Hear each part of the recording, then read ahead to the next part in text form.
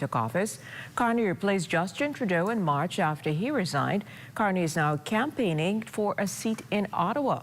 Meanwhile, Conservative leader Pierre Poilievre is attacking Liberal policies, accusing them of weakening Canada's global standing. With tensions high and the balance of power in question, tonight's results could bring a major political shift.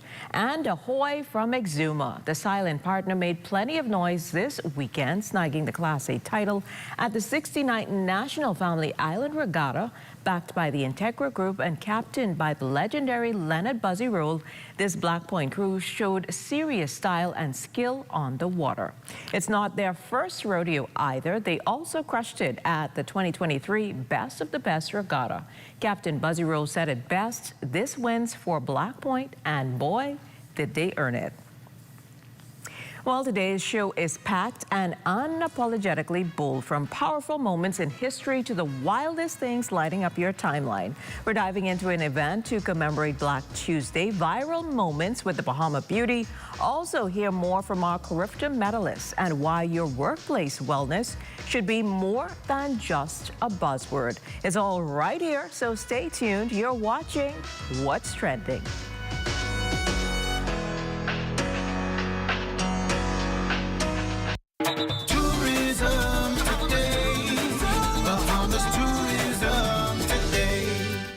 At a recent press conference, Deputy Prime Minister and Minister of Tourism, Investments and Aviation, the Honorable I. Chester Cooper, gave an important update to the country's space industry. Now, as many of you know, early last month, SpaceX launched a Starship from their Starbase facility in Texas. The intended site for re-entry was thousands of miles away in the Indian Ocean. As we know, 9 minutes into March 6th flight, the Starship rocket began to break up, an incident visible from many countries, including the Bahamas. The debris from Starship 8 test vehicle was discovered, some of the debris discovered in our waters. Notwithstanding what we have learned so far, and notwithstanding Falcon 9's successful re-entry on February 18th, we wish to advise that there will be no further Falcon landings in the Bahamas until SpaceX and its environmental agency has completed a full environmental impact assessment.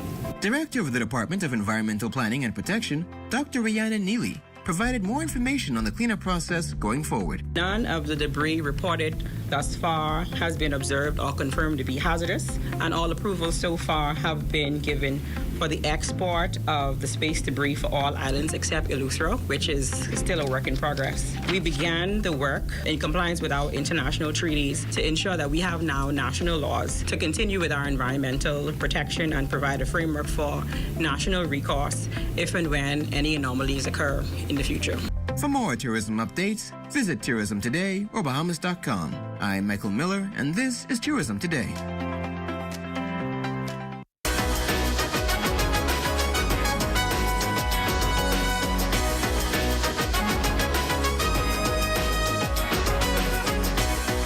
Yesterday was the 60th anniversary of a moment that shook the very foundation of Bahamian politics. A moment when a single act of defiance lit the fuse for a revolution of change. It was April 27, 1965, when Sir Lyndon Pindling hurled the Speaker's mace out of the House of Assembly window, not just making a statement, but making history.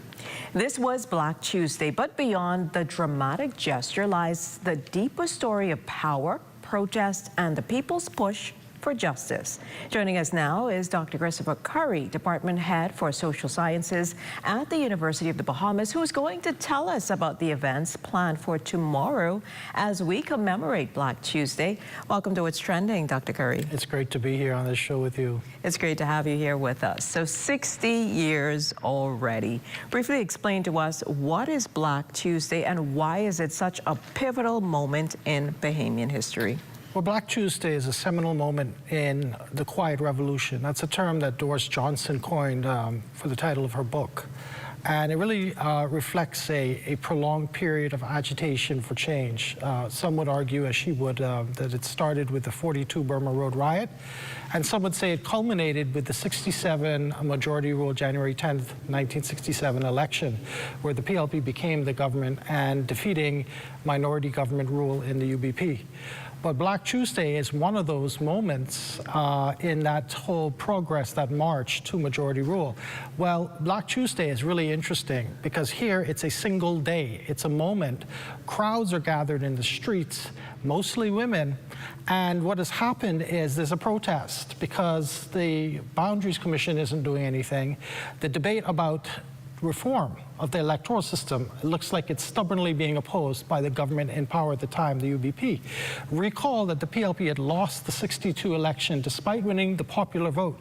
And one of the issues in 62 was a disproportionate representation or configuration of the constituencies.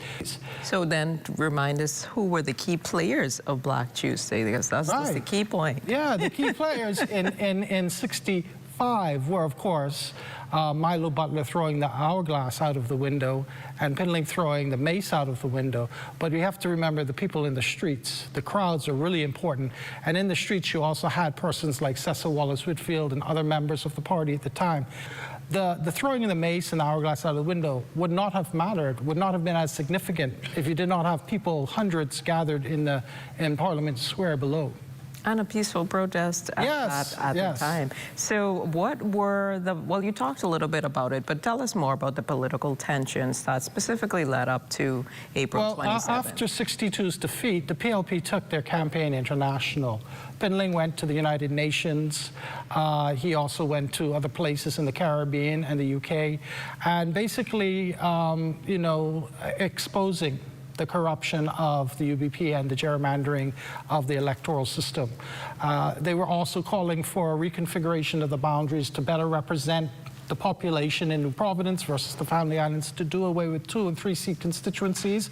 Even though the crowds, like you said, play a critical role of being there, what did it symbolize, though, when Celinda Pinling threw the mace out of the window, and how was this gesture received by those? Well, he understood the mace represented parliamentary authority or parliamentary power, but he wanted the power to reside with the people, and he's saying, you know, the people are outside, so I'm going to throw that symbol outside because we want a true democracy. And right now, what y'all are doing is supplanting and challenging democracy by your stubborn refusal to change the boundaries.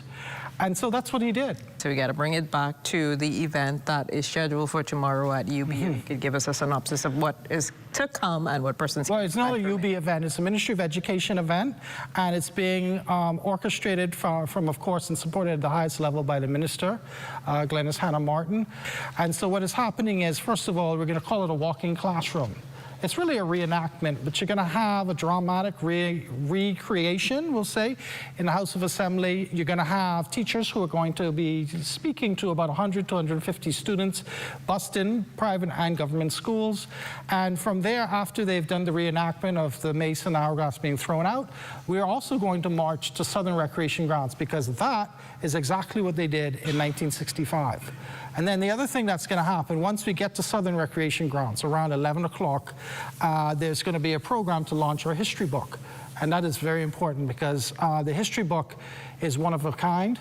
It's the first text that we've ever really had that was written by Bahamians for Bahamians, which will tell us about who we are as a people. So that's a significant part of what we're doing. And all of this is to say that you can arrive at Southern Recreation Grounds at 10 and you can watch on big screen what is happening in Parliament Square. So it's like you have two events happening, they're all folded together in one, but it's going to be an amazing event. Awesome. Yeah, so I'm going to be a part of it, but it's really a collective effort to showcase, one, the significance of Black Tuesday, but also, and very important, the launch of our history text, the first of its kind.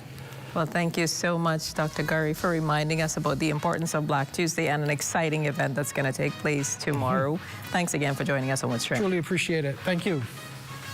Well, there is so much more after the break. Stay with us.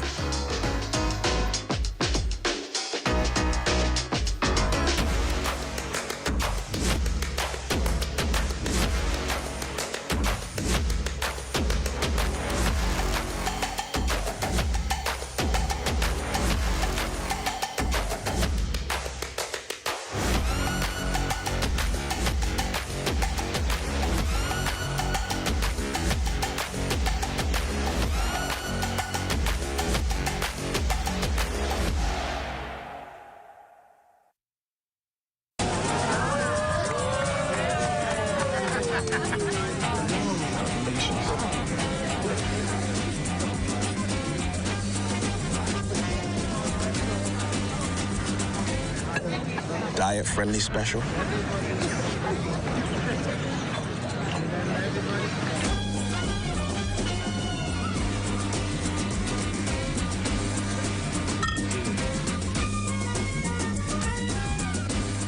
Hi everyone, when heading to Florida to shop for your essentials, book your transportation with GoGoFlorida.com. The $100 cash deposit is back now on your debit card. Accepted at Fort Lauderdale, Miami, Palm Beach, and Orlando. Now there are lots of options to choose from, but I like the Tesla X, the electric vehicle, because I don't have to worry about gassing up. Or the Jeep Compass seating 5 with lots of space for your luggage or shopping bags. For the best deals, book now at GoGoFlorida.com, BahamasAir.com, and also available at Bahamas Air Sales Office.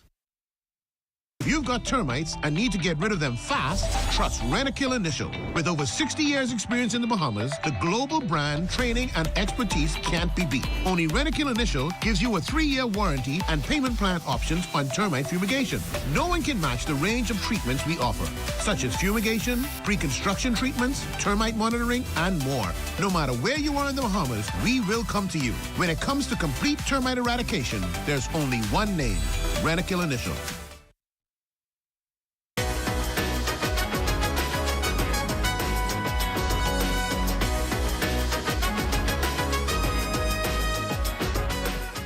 Congratulations to the Bahamian Carifta track and field and swim teams from the sponsors of the ZNS Radio and TV Carifta Update. When most 14-year-olds are busy trying to perfect their TikTok dances, Teray Forbes is out here soaring through the air in long jump and sprinting across the track like a future legend in the making. After securing a silver medal at the 2025 Carifta Games in both the long jump and the 4x100 meter relay, she's proving that age is just a number and talent doesn't have a timetable. Today we sit down with this rising star to talk about a winning mindset and what it's like to compete at such a high level. Welcome to What's Trending, Teray. Thank you so much for having me. It's great to have you here with us. So firstly, congratulations on your success at Carifta. How does it feel to win a silver medal at such a high or prestigious event? It feels great. I was a bit nervous, but I just had to go there and do what I had to do and win the silver medal for my country. And at just 14 years old, you're already achieving great things. What drives you to push yourself so hard in training and in competitions? Mostly the support from like my village and my family and my friends. They just remind me to keep going and that whatever I put my mind to, I'm able to do it. Yes, that's great to think about. So you competed in both the long jump and the 4x100 relay. How do you prepare rather differently for individual events versus team events? I just know that I need to have like certain mindsets for different stuff, and that's just helped me to push through it. So what do you usually think about when you do the long jump, and then what do you think about when you do the relay?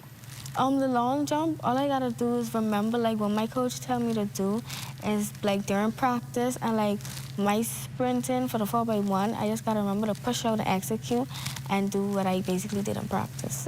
Makes sense. So do you have any personal milestones or goals you're aiming for the long jump?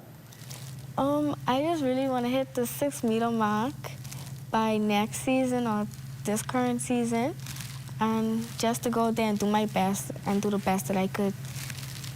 Now, so what's the most exciting part of being on a relay for you? It feels great because like it's able to like help me to basically help my team and basically put in a team effort. It's basically like a team effort. It isn't an individual event. So it just helped me to think that, yeah, we could do this. I'm going to help them get to where we need to be. And each leg is important. Yes.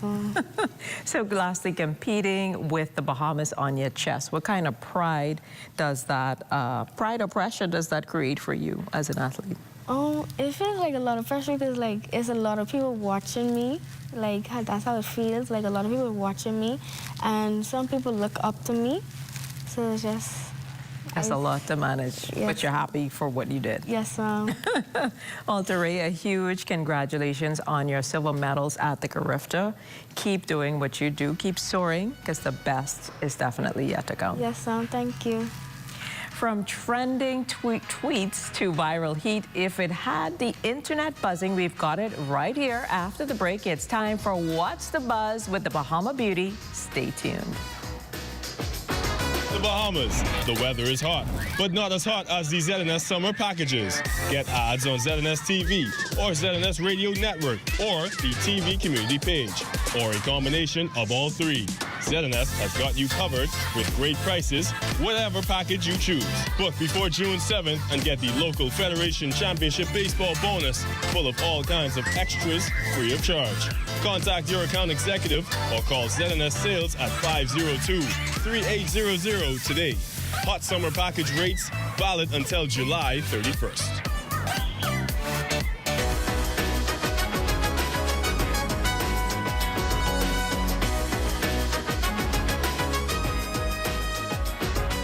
Here at Immigration Care Service, you can trust us, especially if you have experienced issues or problems with the U.S. immigration at the borders.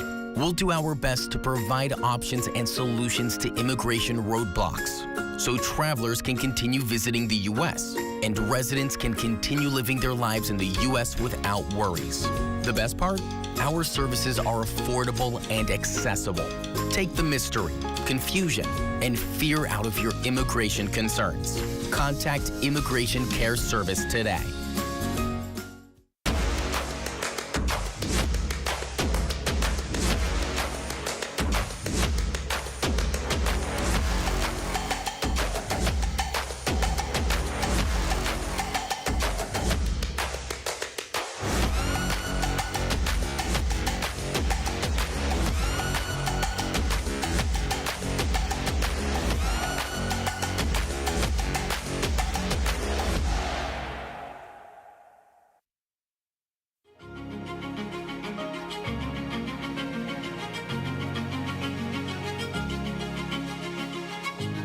Authentic history of the Bahamas captured by 12 distinguished writers.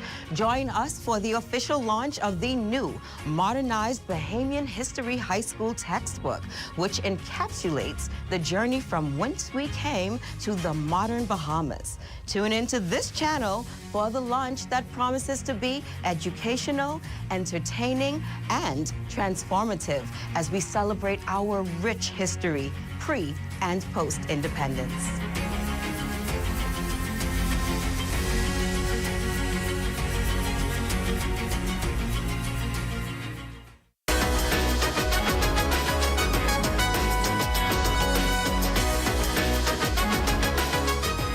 From viral TikToks to Twitter clapbacks, if it had Bahamians talking, laughing, or side-eyeing, it's landing right here.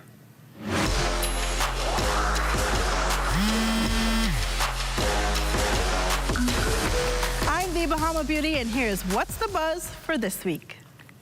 The 2025 NFL Draft was set to be a triumphant moment for Shedeur Sanders, the star quarterback from Colorado and son of Hall of Famer Deion Coach Prime Sanders. Projected as a top 3 pick, Shedeur's draft journey took an unexpected and dramatic turn that captivated the sports world. Despite an impressive college career highlighted by a 74% completion rate and over 4,100 passing yards in his final season, Shedeur's name remained uncalled through the early rounds of the draft. Analysts and fans alike were baffled as he slipped to the 5th round, ultimately being selected 144th overall by the Cleveland Browns. As Shedeur awaited his selection, a shocking incident unfolded. During a live stream, he received a call on his private draft phone intended solely for official team communications. The caller, impersonating New Orleans Saints GM Mickey Loomis, falsely claimed the team was about to draft him. The hoax left Shedeur visibly confused and raised serious concerns about a breach of protocol. The prankster was soon identified as Jax Ulbrich, the 21-year-old son of Atlanta Falcons defensive coordinator Jeff Ulbrich. Jax admitted to accessing Shedeur's number from an unsecured iPad at his father's home. He publicly apologized, calling his actions inexcusable and immature. The Falcons condemned the behavior, clarified that Jeff Ulbrich had no involvement, and pledged to review their data security protocols. Now a Cleveland Brown, Shedeur faces the challenge of proving himself in the NFL. With his father's unwavering support and a chip on his shoulder, he's poised to turn his draft day drama into motivation. The case of Adriana Young, an 11-year-old girl from Guyana who tragically lost her life under suspicious circumstances at the Doubleday Hotel in Tucson, ignited national outrage and widespread protest. On April 23rd, she visited the hotel with her grandmother and other relatives after being given money to purchase a swim band. She was last seen near the hotel's pool area. When she didn't return, her family initiated a search and reported her missing to the Tucson police station around 3:30 p.m. Despite searches, her body was not discovered until nearly 20 hours later, floating in the same pool that had been previously inspected. Upon discovery, Adriana's body exhibited visible injuries, including bruises and swelling on her face and limbs. There were also reports of cotton wool found in her nose, raising suspicions of foul play. These findings have led to concerns that she may have been assaulted and that her body was possibly placed in the pool post-mortem. The Guyana police force initially reported that CCTV footage showed Adriana entering a red and black Toyota Ram, suggesting she had left the hotel premises. This information was later retracted and an internal investigation was launched into the dissemination of false information. The premature release of inaccurate details has severely eroded public confidence and raised fears of either gross incompetence or a deliberate attempt to mislead. The community's frustration culminated in mass protests, with residents setting fires and vandalizing the Doubleday Hotel and the residence of its owner. Protesters have continued to demonstrate, including a 12-hour standoff outside the Leonora police station, demanding justice and accountability. Adriana's family rejected a government-hired Barbadian pathologist and demanded an independent autopsy by a North American expert. 3 international forensic pathologists have been brought in to conduct the autopsy procedure, which is scheduled for today and will be recorded for transparency. Shein, the Chinese fast fashion powerhouse, has recently implemented significant price increases for U.S. shoppers, with some items experiencing markups of 377%. This move, which was effective April 25th, is a direct response to the elimination of the de minimis exemption, which previously allowed Chinese and Hong Kong goods under $800 to enter the U.S. duty-free, and the imposition of a 120% tariff along with an additional $100 postage fee per item. The price hikes have been particularly steep for certain categories such as beauty and health products, average increase of 51%, home and kitchen goods with an average increase of 30%, and women's clothing with an average increase of 8%. In response to these challenges, Shein and fellow Chinese e-commerce platform Temu have issued a joint statement attributing the price increases to higher operating costs due to the changes in global trade rules. To mitigate further impacts, both retailers are relocating production to Vietnam and exploring alternative shipping strategies. Despite the price adjustments, Shein Executive Chairman Donald Tang has reassured shareholders that the company's growth remains strong, driven by its ability to offer a diverse selection of fashion and lifestyle products at consistently affordable prices. Tang emphasized that Shein is investing in supply chain advancements and better logistics to provide faster deliveries, aiming to ensure that customers' interests and experiences are not adversely affected. While Shein is taking steps to adapt, the long-term effects of these trade policies on the fast fashion industry and the broader economy remain to be seen.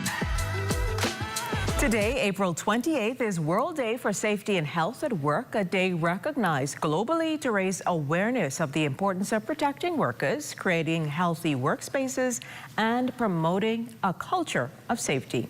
Now, when people think about workspace safety, they usually picture hats, construction zones, or factory floors. But what about us, the broadcasters, the producers, the engineers, the host, the camera crews, the people who work in media where the lights are bright, the hours are long, and the deadlines are always yesterday? Broadcasting is a high-pressure world. It's fast-paced, unpredictable, and let's be honest, sometimes we wear burnout like it's a part of the uniform. We juggle breaking news, technical hiccups, 5 a.m. call times, and late-night edits. There's mental strain, emotional exhaustion, physical fatigue, and even vocal damage for those constantly on air. And in all of that hustle, safety and health can quietly slip to the bottom of the list. So today is a reminder not just to companies, but to us, that safety isn't only about avoiding slips, trips, or fire drills, it's about protecting your mental wellness. So here's to safer studios, healthier schedules, and more supportive media spaces. Whether you're running the soundboard, chasing down interviews, or live on air, your health matters. Your safety matters, and no show is worth sacrificing that. On World Day for Safety and Health at Work, let's not just report the message, let's live it too. There's more after the break. If you would like to be a part of What's Trending, DM us on Instagram at What's Trending on ZNS.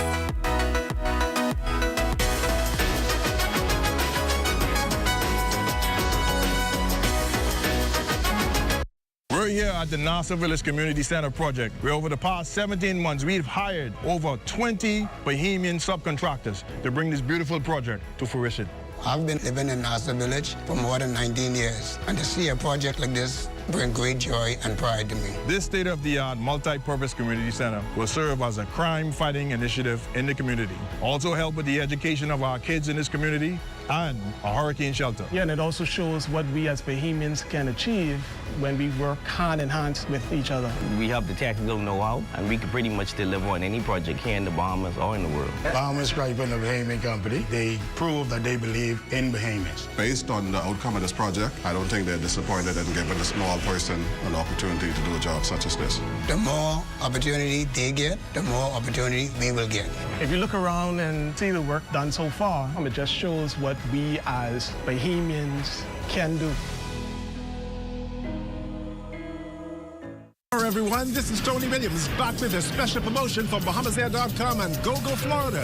The $100 deposit is back, but it's only on your debit card. So whether you're renting that sedan, SUV, or spacious minivan for group or family trips, keep your cash in your pocket. Only Dollar Thrifty is making it convenient for you. Your $100 deposit held on your debit card. Available at Miami, Fort Lauderdale, Palm Beach, and Orlando. Book now and save big all summer long.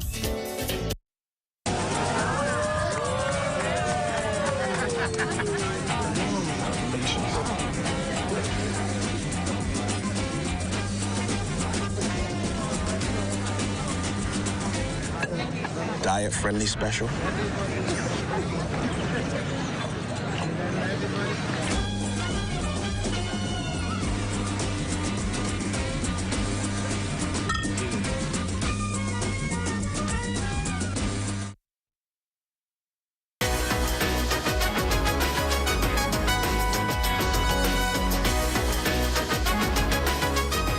On Tuesday's show tomorrow, we commemorate Black Tuesday with an interview from an instrumental figure leading the charge behind the scenes. And that's how we wrap up another trending day. Thanks for hanging out with us here on What's Trending. Remember, the conversation never stops. Catch up with us on Instagram at What's Trending on ZNS. Share your thoughts and let us know what you think should be trending next. We'll be back tomorrow at 6 p.m. with more headlines, highlights, and heat. Until then, stay curious and most of all, stay connected. See you later.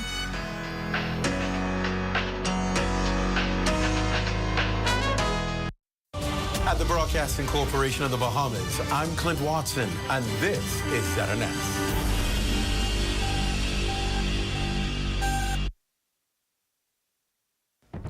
This is the Bahamas Tonight. The Northern Edition has a look at stories making news tonight.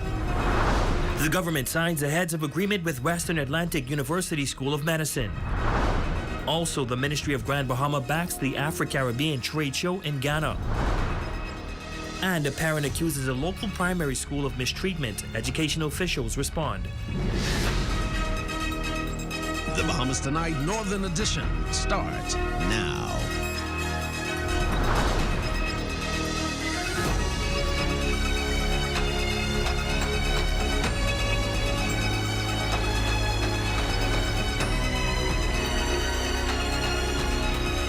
Good evening and welcome to the Bahamas Tonight, the Northern Edition. I'm Ramiko Knowles. Thanks so much for tuning in. Topping news tonight, Western Atlantic University School of Medicine has become a fixture here in Grand Bahama, providing growth in medical tourism while also providing a space for local medical students to study at home. Well, today, the government and stakeholders came together to ensure the continued development of that institution. Shane Stubbs has that story and leads us off tonight.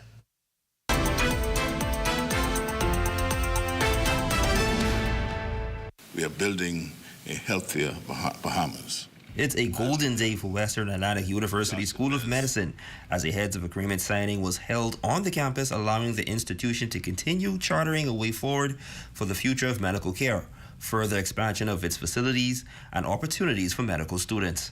Prime Minister the Honorable Philip Davis and Deputy Prime Minister the Honorable I. Chester Cooper both expressing their excitement on the continued partnership. Today, we forge ahead with our bold and ambitious agenda to galvanize Grand Bahama and revolutionize our nation's healthcare landscape. Today we have a medical school. In future, I know that this will evolve to more medical research, more training hospital, more medical tourism. As the Minister of Tourism, I look forward to that. The Prime Minister reveals the campus will undergo a twofold expansion as it transitions into phases 3 and 4. In that same light, the Prime Minister adds that the Ministry of Education will play a huge role in paving access to higher education for future local applicants. We are delighted to make these scholarships available to aspiring health professionals. Now, the Minister of Health and Wellness, the Honorable Dr. Michael Darville, says that this agreement will lay the foundation for a more advanced delivery of medical care.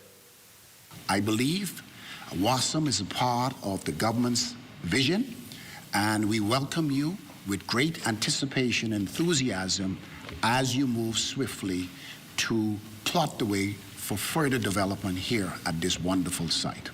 WASM's chairman of the board, William Colgan, Minister for Grand Bahama, the Honorable Ginger Moxie, and the U.S. Embassy's Charge d'Affaires, Kimberly Furnish, believes this agreement will stand the test of time and allow continued growth in the medical field. It enables WASM to fully execute the business plan, bringing students from around the world. Beyond the critical impact on healthcare, you are also a significant contributor to the economic vitality of Grand Bahama.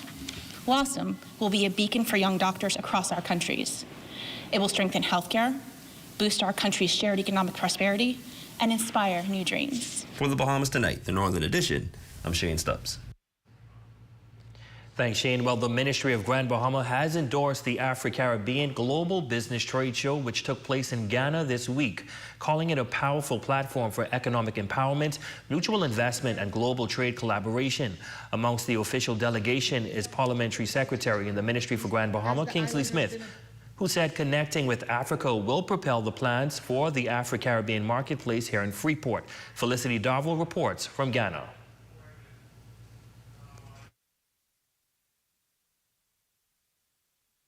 The Ministry for Grand Bahama said the Afro-Caribbean Global Business Trade Show is of particular strategic importance as the island has been at the forefront of efforts to foster deep commercial ties with Africa. Parliamentary Secretary Kingsley Smith said behind the scenes, a lot of planning and logistics are underway to make the Afro-Caribbean marketplace at the International Bazaar a reality. For Grand Bahama has made a lot of inroad in the development of this project. And those who may be skeptical, I just say to be patient. It's going to happen,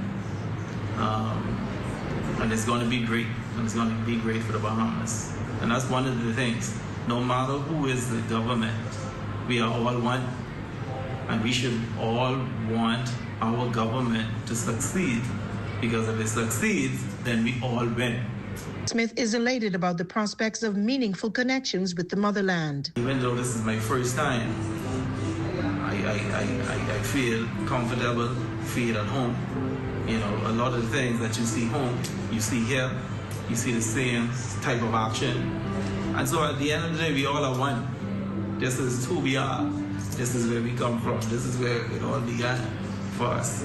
Trade Show Logistics Chief Robin Lightbourne says they're collecting the data to determine the best shipping routes. Diversifying our trade portfolio requires specific focus on Freeport as a major international shipping hub. From the streets of Accra, Ghana, for ZNS Northern Edition, I'm Felicity Darville.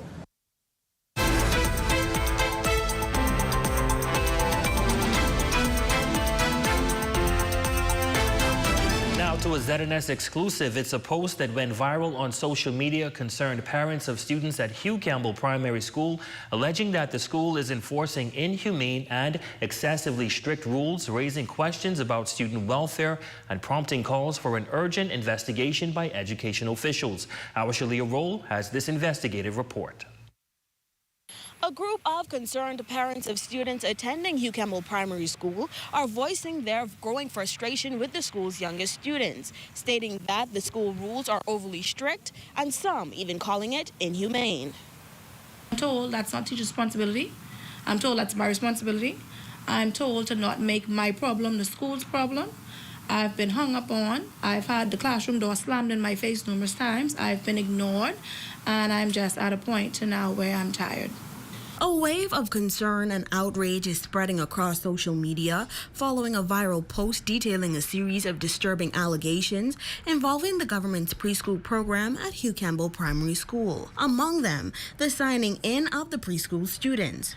According to the school rules, each child must be signed in and out of the school by a parent or guardian. However, Patronique Knowles, a parent of a 4-year-old attending, says despite asking school officials to be lenient with her on the school sign-in login, as she has to be to work at 8:30. Noel says that around 8:15 she went to the school to sign her son in, but the door was slammed in her face while the teacher allegedly said that the school opens at 8:30 a.m. The mother of the young child says later she received a call from the school's administration stating that the child was sitting in the office until the child was able to be signed in by an adult. Being placed in an office from 9 until 12, he's not learning anything. He's not even being attended. Knowles also claims that these policies are not being strictly enforced regularly, as her son was taking off the school premises on 2 occasions, once without administration being aware. I'm calling the school, I'm calling the teachers, I'm asking, hey, who signed Saya? Who picked him up? Oh, we don't know.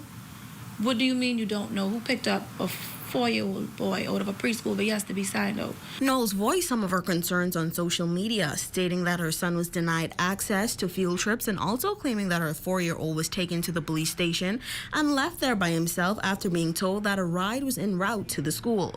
After posting on Facebook, Knowles received a summons to appear before the court on May 1st, 2025, as the principal of the school alleges that she feels threatened by claims made in the post. I've never threatened the principal. I've never threatened administration. I've never threatened a teacher. But more parents are coming forward with issues regarding the school. The parents claim that they reached out to the Ministry of Education and school officials to rectify these issues. Meetings were held, but according to parents, nothing was resolved. They placed him on the lunch program because he was not being able to eat his own lunch at school. I went to pick up my daughter. I usually pick up early because I want to limit the time that she's actually there starving. That I started speaking with her, and she's saying to me, she's demonstrating, at one point my body hurting where she's beating me with this big pencil. Because she forgot her spoon. They didn't. 4 teachers was in the class. Nobody went and get her a spoon. She had to eat with her hands. Beyond the numerous meetings, it has just been a brush under the rug, or it ain't that serious, or the parents didn't have no problems, or it's resolved. It's not. For the Bahamas Tonight, the Northern Edition, I'm Shalia Roll. Well, the Deputy Director of Education, Michelle Boleg, is responding to the claims made by parents of Hugh Campbell Primary School students. She says that multiple meetings were held to rectify these issues, while she admits that a child should be allowed to enter the premises before 8:30 a.m. She notes that a review is underway on the claim that a door was slammed in a parent's face. It's alleged that that is what occurred. We cannot say, and an investigation is ongoing as to whether there is any truth to that, and so it is alleged. But I can say that we have professionals, as I indicated from the very beginning, at Hugh Campbell, teachers who care about our students very much.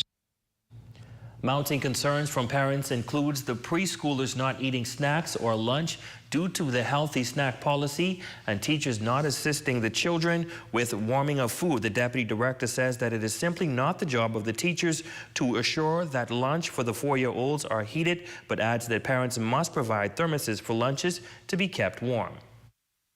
I can say that no child will be in a school if it is brought to the attention of the teacher that no child is going to be in that class and they're going to be without any food at all.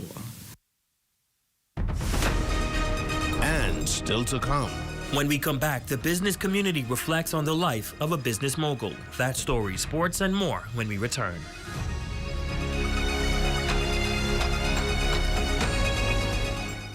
Hear that?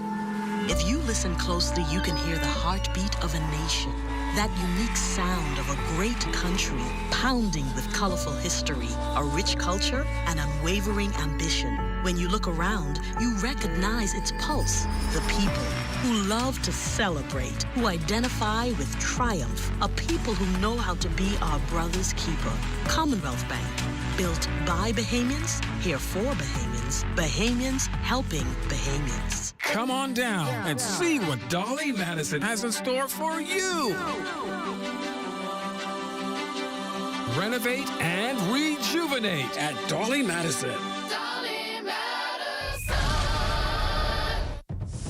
Calling all singers, musicians, songwriters, and music producers from Grand Bahama. The Ministry for Grand Bahama invites you to enter the Welcoming Home Grand Expo Song Competition. Win $5,000 for first, $3,000 for second, and $2,000 for third. Go to ministryforgb.com for competition eligibility and guidelines.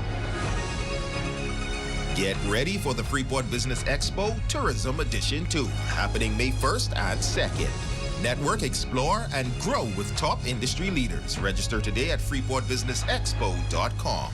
Celebrate the incredible women in your life this Mother's Day. And don't forget the special offer from Cornet Bahamas. From April 16th to May 16th, enjoy a fantastic 35% off store-wide. That's right, everything you need to show your love and appreciation is on sale. Whether it's a heartfelt gift for mom, a treat for yourself, or something special for that amazing woman in your life, we've got you covered. Don't miss out on this limited time offer. Visit any one of our stores today. Make this Mother's Day unforgettable with Cornet Bahamas. Here at Freeport Decorators, we have hundreds of products for you to choose from. Whether you're in the market for trophies, plaques, rubber stamps, corporate signs, any kind of interior signage, stamps, or seals, we're your one-stop shop. We feature glass, acrylic, crystal awards for every occasion. We build all the trophies here on site. Looking for a gift item? We feature pens, key rings, mugs, tumblers, barbecue tools, even bamboo cutting boards. Have something already? Bring it on down. Let us see if we can print that special something on it for you. Need a headstone? Memorialize the memory of your loved one with a beautifully lasered granite marker. Our store hours are Monday to Friday, 9 to 5.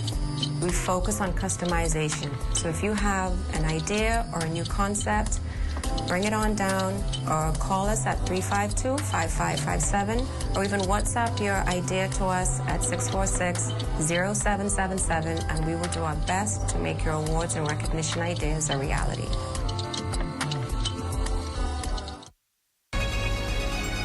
Your number one team in the North. Only the sun covers the Bahamas better. Welcome back. Heading into news from police over in Abaco. Police on that northern island are investigating circumstances surrounding a dog attack that took place shortly in Dundas Town early this morning. Preliminary reports indicate that a 48-year-old man was walking when 3 unrestrained dogs attacked him from the Marsh Harbor Police Station. Officers from the Marsh Harbor Police Station responded to the scene and met 2 aggressive dogs on top of the victim. Police Press Liaison Officer Superintendent Stephen Roll gives an update. Shortly around 6:35 this morning, police at Abaco received reports of an adult male being attacked by 2 pit bull dogs. As a result, officers responded, and upon arrival, they observed the 2 dogs attacking this adult male. Being fearful of the male's life, the officers withdrew their service pistol and discharged 7 rounds in the direction of the dogs, fatally wounding one of the dogs while the other dog fled that area. That male was later taken to the Marsh Harbor Clinic, where he was seen and treated for his injuries and is presently detained in stable condition. Superintendent Roll has some sound advice to owners of aggressive dogs. Please secure your dogs properly. Ensure that your perimeter of your residence are properly secured. to avoid these dogs escaping. And it is an offense to allow a ferocious dog to be at large. Please, we are warning those individuals throughout the Abaco district and Grand Bahama. If you have these ferocious dogs, please secure them. Well, tonight, Grand Bahama is mourning the passing of one of the most prominent community figures, well-renowned businessman and philanthropist Mario Donato. Through the establishment of many entrepreneurship ventures, ranging from restaurants and resorts to sponsoring financially struggling families throughout the island for decades, his impact was undeniable in shaping the community of Grand Bahama as we know it. Our Matthew Martin Burrow shares more on the life of the social mogul Mario Donato.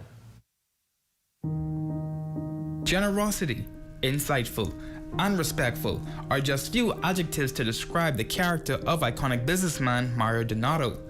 Originally from the island of Sicily off the coast of Italy, Donato's journey as a staple in the economic landscape of Grand Bahama began under humbling circumstances as a waiter for a cruise ship in 1963. Ever since then, Mr. Donato never left, adopting Grand Bahama's capital of West End as his home, rubbing shoulders with the likes of local legends such as artist Neely, whilst being affectionately known throughout the community as Mr. D or simply Mario. Donato's impact throughout his entrepreneurial tenure left a lasting impact that is still felt today, employing thousands of Bahamians with the investment of establishments such as Pier 1 Restaurant, Royal Islander Hotel, the former Xanadu Beach Hotel, and many other notable businesses on Grand Bahama. Speaking with Progressive Liberal Party Chairman, the Honorable Fred Mitchell, he remembers Donato as a caring individual, especially for those he hired. Continuing on, Mitchell shares the inspiring and noble humility Donato showcased through his philanthropic efforts as well, whether through assisting financially struggling college students or retaining recently laid off laborers. And the thing is, he didn't boast about it. You would never know. But anybody who came, he would give help to. And I got to tell you that he really inspired me in public service to be that way, to be accessible, to help. You know, sometimes you feel a little ornery or so, but always at the end of the day, you try to help people and make the situation better off, because he used to always say, look, you know, you're not going to carry it with you, so what's the point? Mitchell passionately adds that Donato's name lies amongst the other names of Grand Bahama's pioneers and legends. Albert Miller was another. Got along with Edward St. George the same way. Lyndon Pindling. Just been very fortunate, and Mario was amongst the kings of that, and I really appreciate knowing him. The Minister for Grand Bahama, the Honorable Ginger Moxie, releasing a statement expressing sincere condolences on Donato's passing, reading in part, a proud father and devoted family man. Mr. Donato was a savvy businessman and entrepreneur who was community-focused. His charitable work and businesses provided employment and touched countless lives, leaving a lasting impact on our community. Mario Donato passed away during the early hours on Sunday morning. Though deceased, his impact of not only an investment mogul, but as a philanthropic figure lives on strongly. For the Bahamas Tonight, the Northern Edition, I'm Matthew Martin Burrow.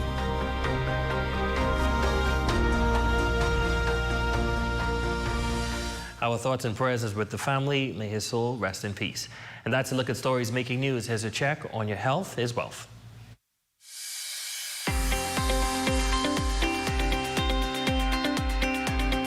Obesity is a complex medical condition characterized by excessive body fat and a high BMI. In the Bahamas, 47% of adults are obese, with a BMI over 30, ranking us as one of the most obese countries in the world. Data in 2022 showed that the Bahamas has the highest rate of obesity in the Caribbean. Contributing factors include poor diet, lack of physical activity, genetics, and environmental influences. Obesity significantly increases the risk of type 2 diabetes, heart disease, strokes, certain cancers, joint problems, and sleep apnea. Management includes adopting a balanced diet, increasing physical activity, and in some cases, medical intervention or surgery may be necessary. I'm Dr. Monique Pratt, and remember, your greatest wealth is your health.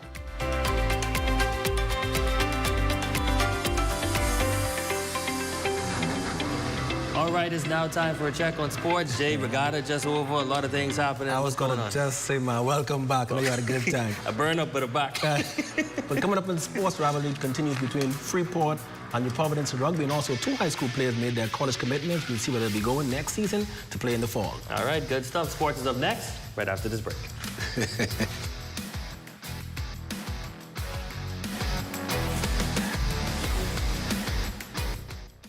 Here at Island Bedding, we provide Bahamians a local option for factory direct quality sleep products. We have also expanded to include a range of furniture and home accessories. Check out our new living room pieces, including sectional, TV stands, accent tables, and more.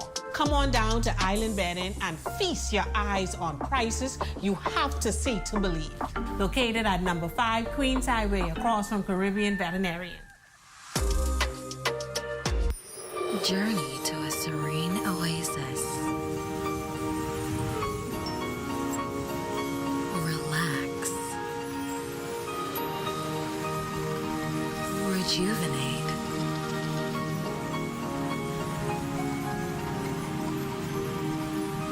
Renew. Welcome to Renew Day Spa. For appointments, call 352-RENU. Guess what? Budget Pest Control has something important to show you. Coq de termites former Salmus, the super termite. What makes them super? Their ferocious appetite can attack your home from below and above. They even attack forestry. But don't worry. Budget Pest Control has extensively studied this species on Grand Bahama. You can even check out our scientific paper. So you can count on us to protect your investment. Call Budget Pest Control, the termite specialist. Get ready for the Freeport Business Expo Tourism Edition 2, happening May 1st and 2nd. Network, explore, and grow with top industry leaders. Register today at freeportbusinessexpo.com. The Ministry for Grand Bahama invites residents and Grand Bahamians everywhere to unite and celebrate our beautiful island in grand style at the Welcoming Home Grand Expo, July 2nd through 10th. It's a week of events that you cannot miss. Save the date and get ready for Welcoming Home. Guys, Little Bakery presents Cake and Sale, the Mother's Day edition, Sunday, May 11th at the Oleander Room, Freeport Harbor, from 2 p.m. to 5 p.m. Decorate a vintage-style cake while snacking on bite-sized brunch favorites. Your package will include a cake, decorating supply, brunch bite, unlimited drinks while decorating and sipping. Enjoy music by Sweet Mouth. Want surprises and surprising? Gotta be 15 years or older. Limited seats available. Phone 441-9944. Happy Mother's Day. Tickets on sale April 12th. We are your one-stop gift shop downtown in the Culmerville Plaza. Handbags, accessories, and fragrances for men, women, and kids. Open Monday to Saturday, 10 a.m. to 6 p.m. Special orders and layaway available. Call 352-9554 for more info. They got everything you need and more.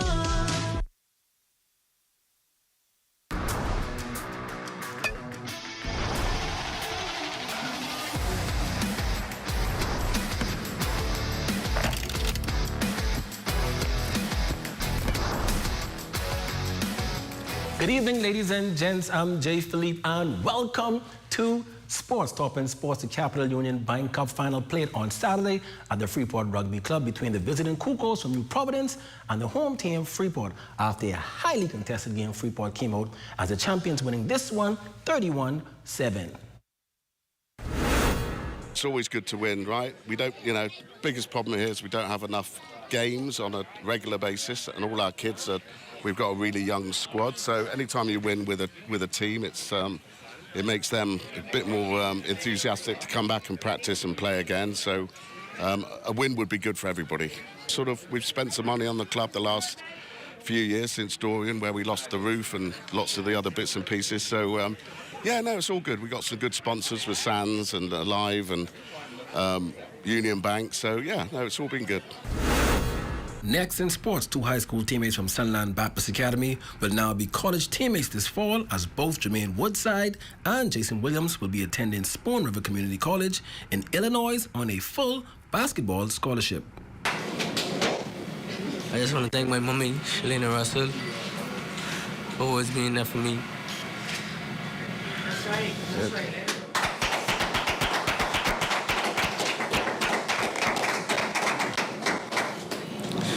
want to say how proud I am to be your son.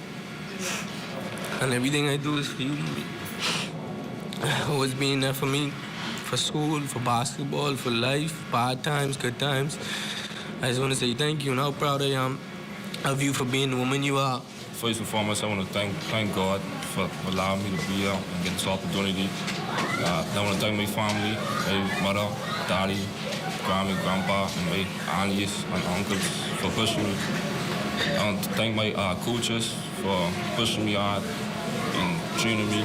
I want to thank my school, Sunland Baptist Academy, for allowing me to come here and play for them. These are great kids, good character, leaders.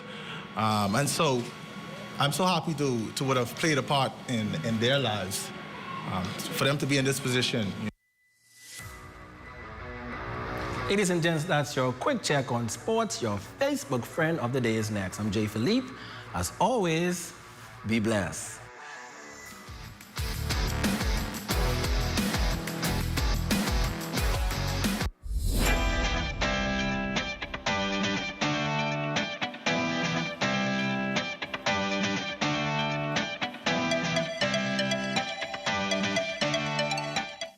While others see customers as numbers, we see our customers as people, neighbors, friends who deserve more than one-sided connections. That's why we are redefining what real connection is by prioritizing our customers and showing our appreciation by putting our money where your loyalty is. BTC customers, claim your $200 Bahamas Air gift card when you add postpaid mobile to your internet plan. That's loyalty that flows both ways. What is Business Fit? Business Fit is a group health insurance package offered by BAF Financial. What are some of the benefits of Business Fit? No deductible, dental and vision care, hospital room and board, surgical treatment, labs, medication and drugs, maternity, doctors, clinics, specialist visits, chemotherapy and radiation treatment, air and ground ambulance, and preventative care. Business Fit, offered by BAF Financial. How do ideas become plans? Plans become memories. So you like my new girl? And dreams become your life. This is retirement. Do you remember when hope became a house? When that house became a home? Your ideas are everything, and we're here to help make them happen. Your idea of yes, I can happens here.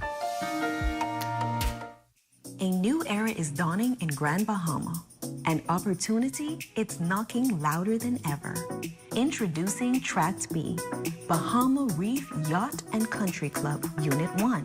A prime corner commercial property, footsteps from the Port Lacaya Marketplace, crystal clear waters and white sandy beaches. This expansive 4.8-acre tract is zoned for commercial and multi-use development. Envision a thriving restaurant, a boutique hotel, or an entertainment hub unique to your vision come to life. You can live, work, play, and learn in paradise when you seize this rare opportunity today. Collaborate with DevCo and let's shape the future of Grand Bahama Island together.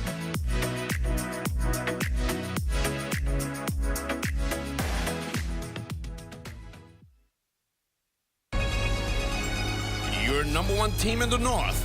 Only the sun covers the Bahamas better. And that wraps up the Bahamas Tonight, the Northern Edition. I'm Ramiko Knowles. And I'm Jay Philippe. There's a live look at the Bahamas Tonight that's on your screen, coming your way next.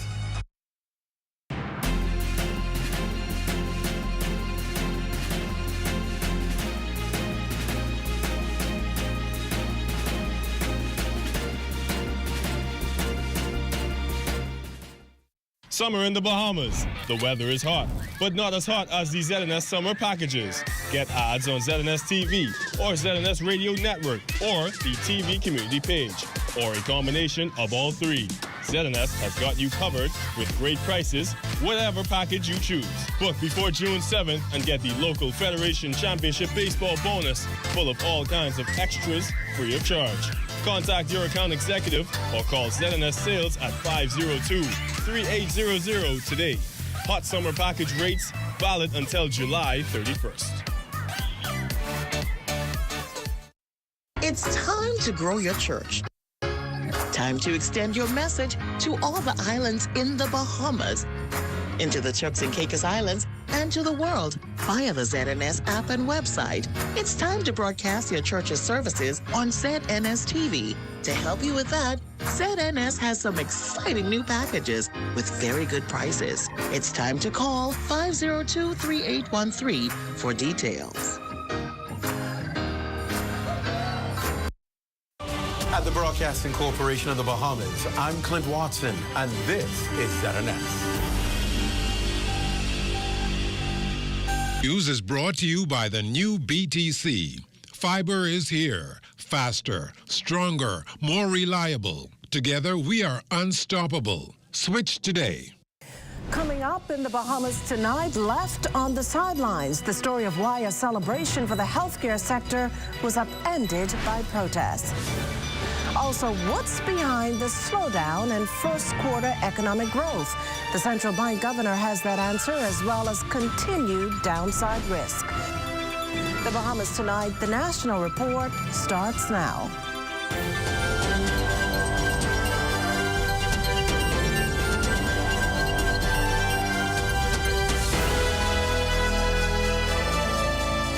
Good evening, everyone, and welcome to the broadcast. As the government looks to fill the gap in the healthcare labor force, a gap it says is growing in the face of many local practitioners being recruited by developed nations, the Bahamas has now been forced to look outside to clog the hole.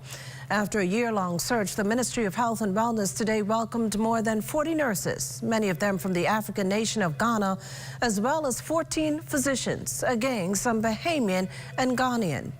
Health Minister, the Honorable Dr. Michael Darville, who spoke on the sidelines of the start of a 3-day orientation for the new recruits, says the Bahamas is fortunate to capitalize on Ghana's surplus of healthcare professionals, and says many of these recruits will be deployed to the Family Islands. I'm pleased to report that we have 10 doctors that we have recruited, and these doctors will be filling the gaps in the Department of Public Health in many of our remote family islands. We have also recruited 40 nurses from Ghana. We have the PHAs also here with us today, and the majority of these nurses will be deployed at the Princess Margaret Hospital and the Rand Memorial Hospital to fill the gaps that currently exist in the system. Well, while the red carpet was rolled out to welcome the newest health professional hirees, truth is not everyone celebrated the occasion. Corval Pyfrom explains. The 3-day orientation where this group of new hirees, 14 physicians and 53 nurses, a mix of Bahamian and Ghanaian nationals all attended, was officially opened by Health Minister Dr. Michael Darville Monday, who delighted in welcoming the new healthcare workers, while nearby, other nurses were feeling left out. I am tired of it. I am sick and I am tired of it. As this comprehensive orientation session was getting underway inside, a group of Bahamian nurses gathered outside protesting, claiming that they were being treated unfairly. It's an issue Dr. Darville spoke to before leaving. This group of 8 Department of Public Health nurses, all 2023 graduates, are still awaiting their appointments. Their lives, they say, are in limbo. Bahamas Nursing Union President Muriel Lightbourne calls it shameful that personnel are brought in from as far as Ghana, unable to be processed, while Bahamians are left on the sidelines. The Word of God tells us that if a man does not take care of his own children, he is worse than an infidel. An infidel is an unbeliever. So are you telling me that you don't believe in your people? Her frustration only amplified by 31-year-old nursing graduate Irvine Young. She's a single mom who's been waiting to be regularized since 2023. This feels, she says, like a slap in the face. You working every day, 40 hours. Come on, please, don't forget about us. We are here. We are here. They're saying the nurses leaving. We here. We graduated in 2023. We didn't go abroad. Dr. Darville, while sympathetic to these nurses, blames the delay largely on the vetting process, which he says is out of his hands. So I assure the nurses who graduate in 2023 who are part of the orientation program upstairs and those in 2024 that we will continue to push forward to expedite the process to make sure that this process doesn't take this long, because the Ministry of Health always seems to get the bad end of the stick as a result of a process that is responsible for public service. For the Bahamas Tonight, I'm Corval Pyfrom. Meantime, Muriel Lightbourne today bristling at questions about her alleged firing as Bahamas Nurses Union president. Lightbourne insisting she remains head of the BNU and intends to stay in place until her members decide otherwise. That's a good time. Who will fire me? Who will fire me? I will be fired in January 19th, 2026, if the nurses goes to the polls and say they do not want Miss Lightbourne. The misunderstanding about it is just some persons who can't take losses. You're bitter. After 2 years, you still bitter? Come on. I don't worry about that. Now, there are reported issues within the BNU. 2 senior officials were recently placed on suspension. Lightbourne argues that those suspensions were mandated by the union's constitution. Well, from health, we cross over now to news on the economy. The Central Bank's first quarter results are in this report. Our Danielle Dean takes a look at what external factors have led to the economy expanding at a slower pace. According to Central Bank Governor John Roll, though private sector credit expanded at a faster pace, the seasonal growth in bank liquidity and external reserves tapered when compared to the same period last year. External reserves grew by about $171 million over the first quarter of 2025, and as at the end of April, we're approaching $2.8 billion, which is moderately less than the estimated $2.9 billion at this point last year. In the fiscal sector, consolidation trends are expected to continue despite the increased trade policy uncertainties, given sustained reforms by the government to broaden the revenue base, such as towards cruise tourism and the domestic minimum corporate tax. Tourism numbers aren't where they should be, he added, noting a decrease in stopover tourists. The Bahamas could also experience slowing from weakened U.S. consumer confidence and its potential pass-through to lower travel demand. In addition, the inflation outlook for the Bahamas is potentially elevated. Reduced air traffic is estimated to have impeded hotel sector performance most, as vacation rental sales, which are an important segment of the stopover market, experienced further expansion, and such activities attracted incrementally appreciated average daily rental rates. Roll noted tariffs imposed by the United States are admittedly taking a toll on the economy. The downside risk facing the economy have increased, particularly in light of the tariffs imposed by the United States and uncertainty over how trade policy tensions between the U.S. and its major trading partners will be resolved.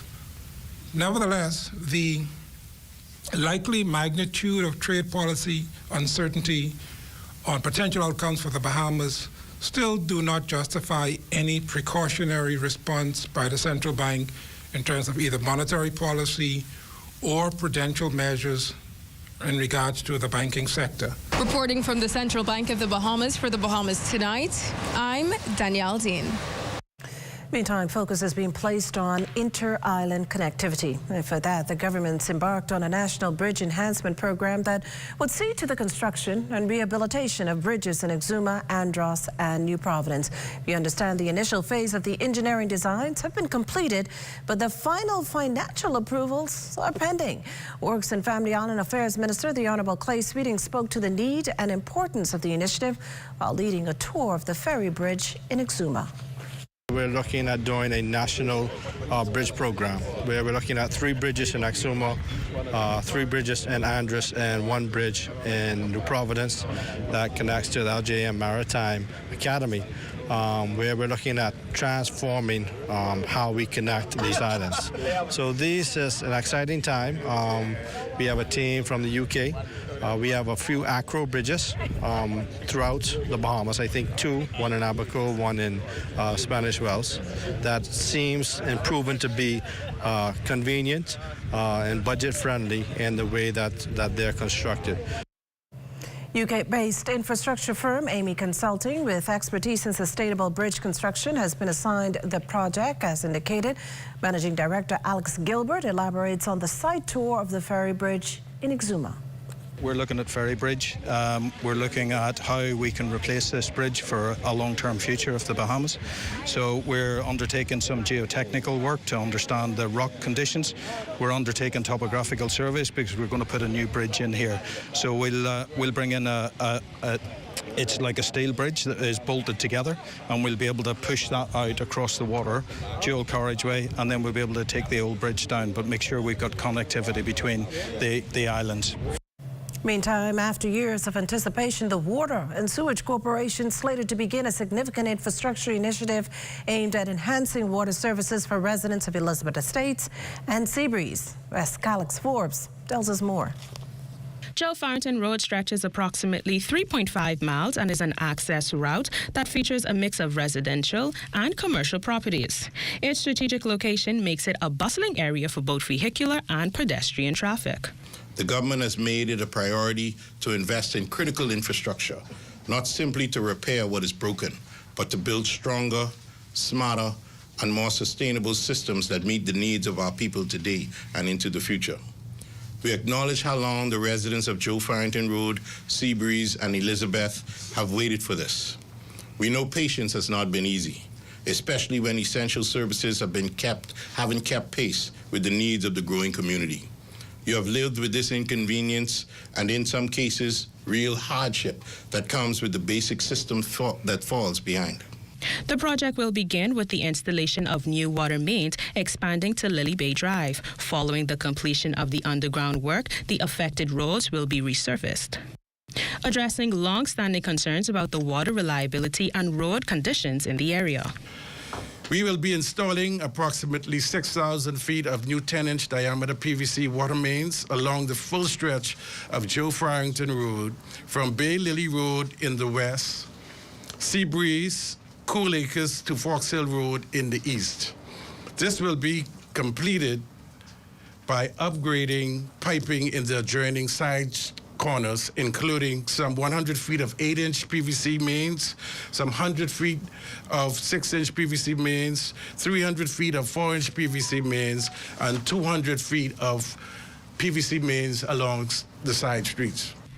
Upon completion of this $1.2 million water main renewal project, Water and Sewage Corporation Deputy General Manager Cyprian Gibson assured residents will experience fewer service interruptions and stronger, more consistent water pressure, as well as improved overall water reliability and system resilience, especially during storms or periods of high demand. Is funding the overall project. The first phase would be the water main renewal, as we've already spoken about today. The Ministry and Water and Sewage continues to work closely together, headed by Minister Lundy and his team, to ensure this critical first step is completed before paving efforts begin. Construction is scheduled to begin mid-May, should take about 3 months, and it's important to note, and I want to reiterate what the Deputy General Manager of Water and Sewage, Mr. Gibson, said that it'll be done mostly in the nighttime between 9 p.m. and 5 a.m. to minimize daytime disruption. For the Bahamas Tonight, I'm Wes Calix Forbes. You're watching the Bahamas Tonight, the National Report. There's more news in a moment. If you listen closely, you can hear the heartbeat of a nation. That unique sound of a great country, pounding with colorful history, a rich culture, and unwavering ambition. When you look around, you recognize its pulse. The people who love to celebrate, who identify with triumph, a people who know how to be our brother's keeper. Commonwealth Bank, built by Bahamians, here for Bahamians, Bahamians helping Bahamians. This one? No. Hey, look, KFC has an incredible promo. I already had that for lunch. Oh. Crunch your hunger cravings and satisfy the whole family with KFC bucket meals starting at just $20. Get freshly prepared golden fried chicken, buttery biscuits, and add your favorite large size. Bucket meals starting at just $20. KFC, finger licking good. While others see customers as numbers, we see our customers as people, neighbors, friends who deserve more than one-sided connections. That's why we are redefining what real connection is by prioritizing our customers and showing our appreciation by putting our money where your loyalty is. BTC customers, claim your $200 Bahamas Air gift card when you add postpaid mobile to your internet plan. That's loyalty that flows both ways. How do ideas become plans? Plans become memories. So you like my new room? And dreams become your life.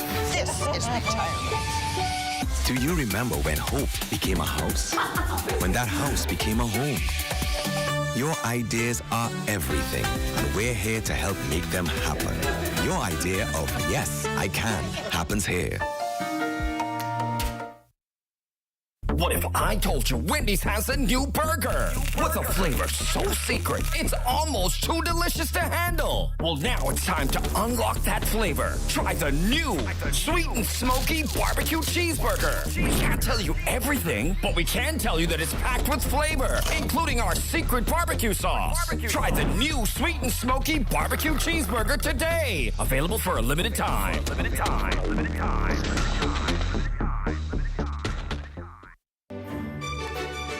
Easter celebrates generosity, and this bunny agrees. He's busy showing his generosity this season. At the paint place, we're having a 20% store-wide sale. Our gift to you: stop by and get colors that allow you to paint it right the first time. The news is brought to you by Bahamas Striping Group of Companies, where safety is first. Well, there's nothing quite like a sunset here in Nassau. Today's drone shot, you can see Portiskeee Dock and the two bridges connecting New Providence with Paradise Island. That shot, of course, courtesy of our drone pilot, Neville Smith.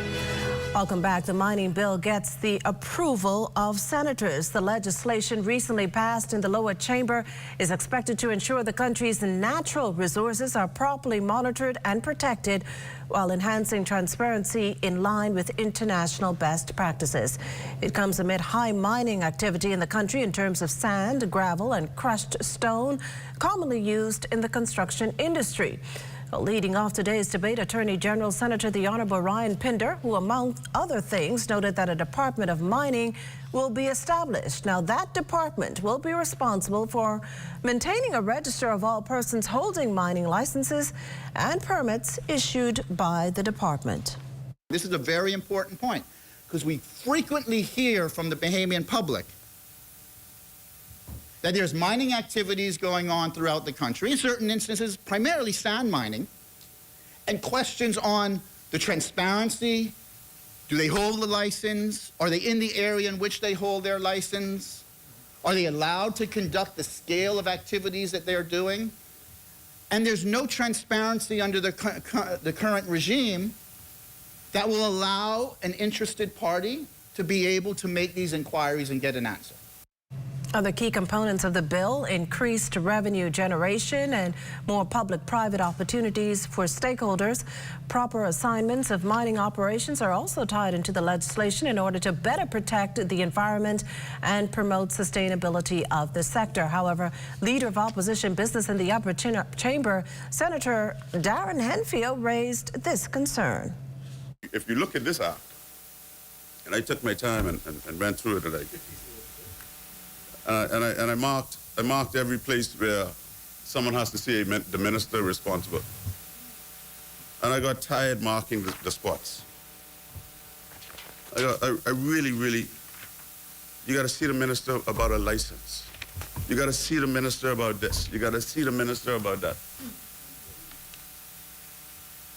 There are other practices in the world that we could have engaged, rather than obligating unto itself the cabinet, or through the Kaltona principle, some official in the government who has a responsibility to the minister to have oversight, and to hear the word oversight mentioned in the same sentence as the government is almost laughable to me.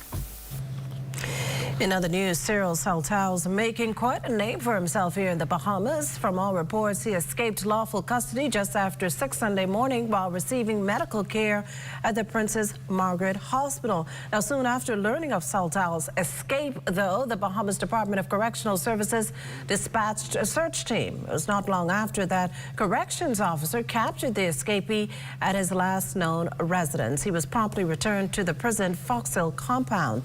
Saltao was serving time for overstaying and, at this, attempting to escape from lawful custody. He faced a fine of $2,500 or 6 months in prison on 1 count and 6 months in prison on another 2 counts. On the same day, BDOCS also received a remand warrant from court number 5 for 2 counts of armed robbery. Now, the matter has been turned over for police for further action. The prison, meantime, has initiated its own investigation into the circumstances surrounding the inmate's escape.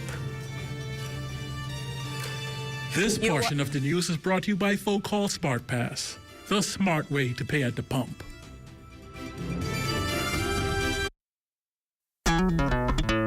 Throughout our lifetime, we must all make decisions. No matter how we choose, the right one just needs to be made.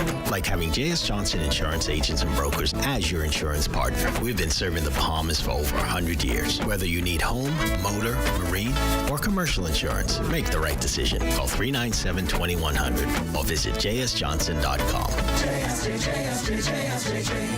Johnson Insurance. Peace of mind. Are you straight? Bro, I ain't getting no service. I can't make no calls. I can't post nothing on my stories. I don't get it. Wait, you on a live?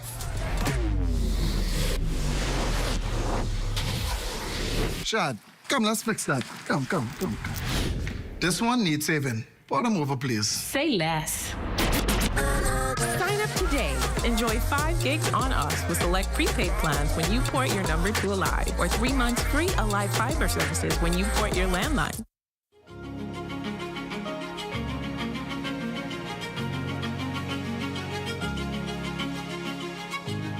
Authentic history of the Bahamas captured by 12 distinguished writers.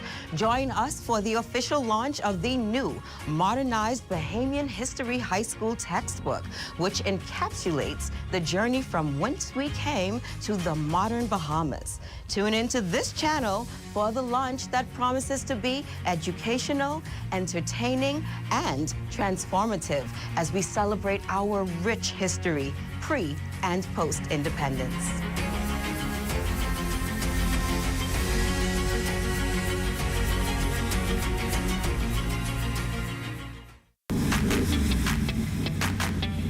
Introducing the Focal Smart Pass app that helps you to fuel up faster. Here's how it works. Download the app on the App Store or get it on Google Play and create your profile with payment details. Visit your nearest Shell station. Open the app, scan the pump's QR code. Select your payment amount and begin fueling. Say goodbye to cash and cards because the Focal Smart Pass offers secure and convenient payment options right at your fingertips. Download Focal Smart Pass now and fuel up faster today. Is brought to you by 700 Wines and Spirits, bringing celebration across the nation. Well, we're now going to toss it over to LaDon and Marlena for a sneak peek at what's coming up in Access Now. Ladies? Well, Kushla, students from the School for the Blind received their rewards for their academic achievements. Malena, do you know? I think they had some on the principal's list. Yes. They had some honor rolls, some most improved. I feel like people undervalue most improved sometimes. Like that's the push you need. You never know. Just recognizing progress can be the thing that makes that person take that leap and go, you know what, I can do it. And there was a few students, I think, performed well in the BJC and BGCSE examination, so that's pretty cool. Yeah. Such a sweet story there, and that's coming up in Access Now. For now, stay with us. A feature story is up next.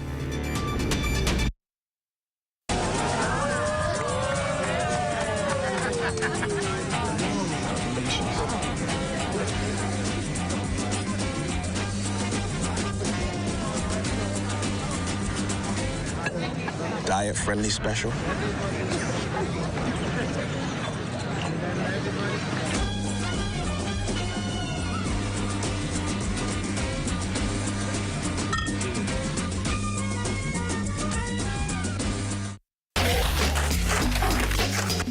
What is it? Oh, ghost pepper burger. Chicken. I always at Popeyes, so me just come and taste the chicken. Wow. Nice, crunchy. This is off the chisholm. Wow, that is way better than I expected. Very spicy, extremely spicy actually. The bread is very soft. The chicken is juicy. Yeah, that's spicy food.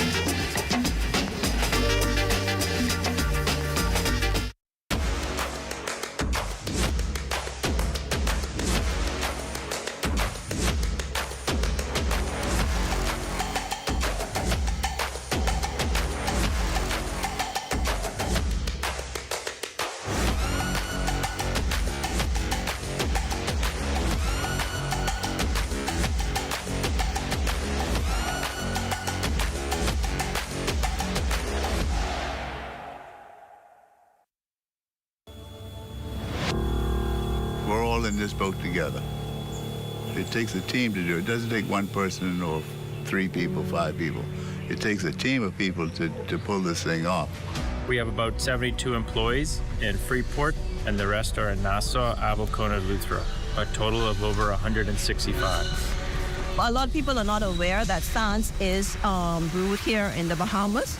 It's made, it's produced here in Grand Bahama Island after Dorian, and especially during the pandemic. Every time I saw a bottle of beer, every time I saw a Sans product, it represented resilience. The only thing I can say to the Bahamian people is to support your own. All of us are in this boat together, our staff, the country, everyone. And we've been through a lot of rough patches, taking on water, bail the water out, and now it's time to be sailing forward. And we need everyone's support to make that happen. The University of the Bahamas is honoring the 60th anniversary of Black Tuesday with a commemorative exhibition at the Kever M. Bethel building. Our West Alex Forbes has the story.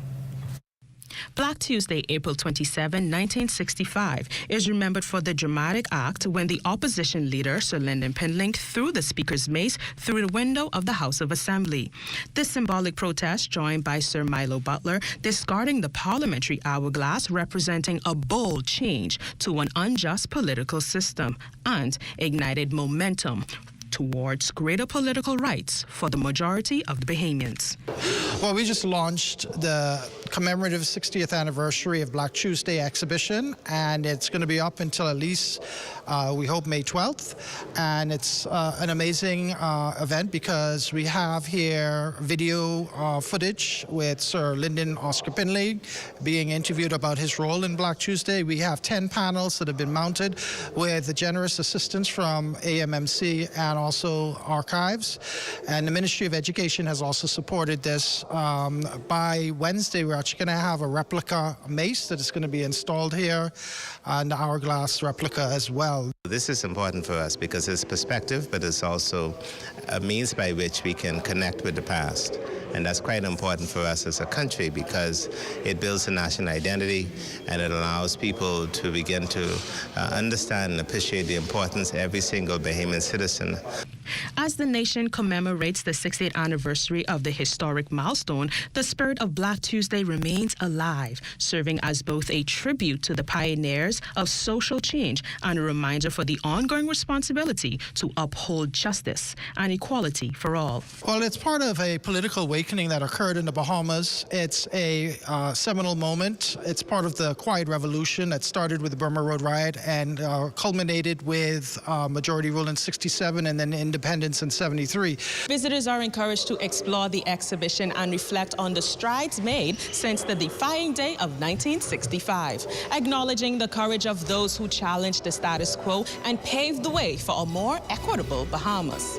For the Bahamas Tonight, I'm Wes Alex Forbes.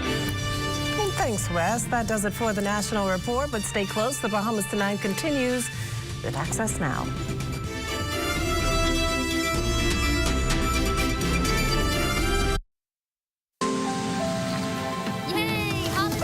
How do ideas become plans? Plans become memories. So you like my new room? And dreams become your life. This is my child. Do you remember when hope became a house? When that house became a home? Your ideas are everything, and we're here to help make them happen. Your idea of yes, I can happens here. Keep the Vibe Alive Music Group presents the legends of Breaking Straight. Get ready for the biggest names in Bahamian music live on stage. KB, Funky D, Gino D, D-Ma, Sweet Emily, Simeon Alton, Veronica Bishop, and more like the Singing Bishop.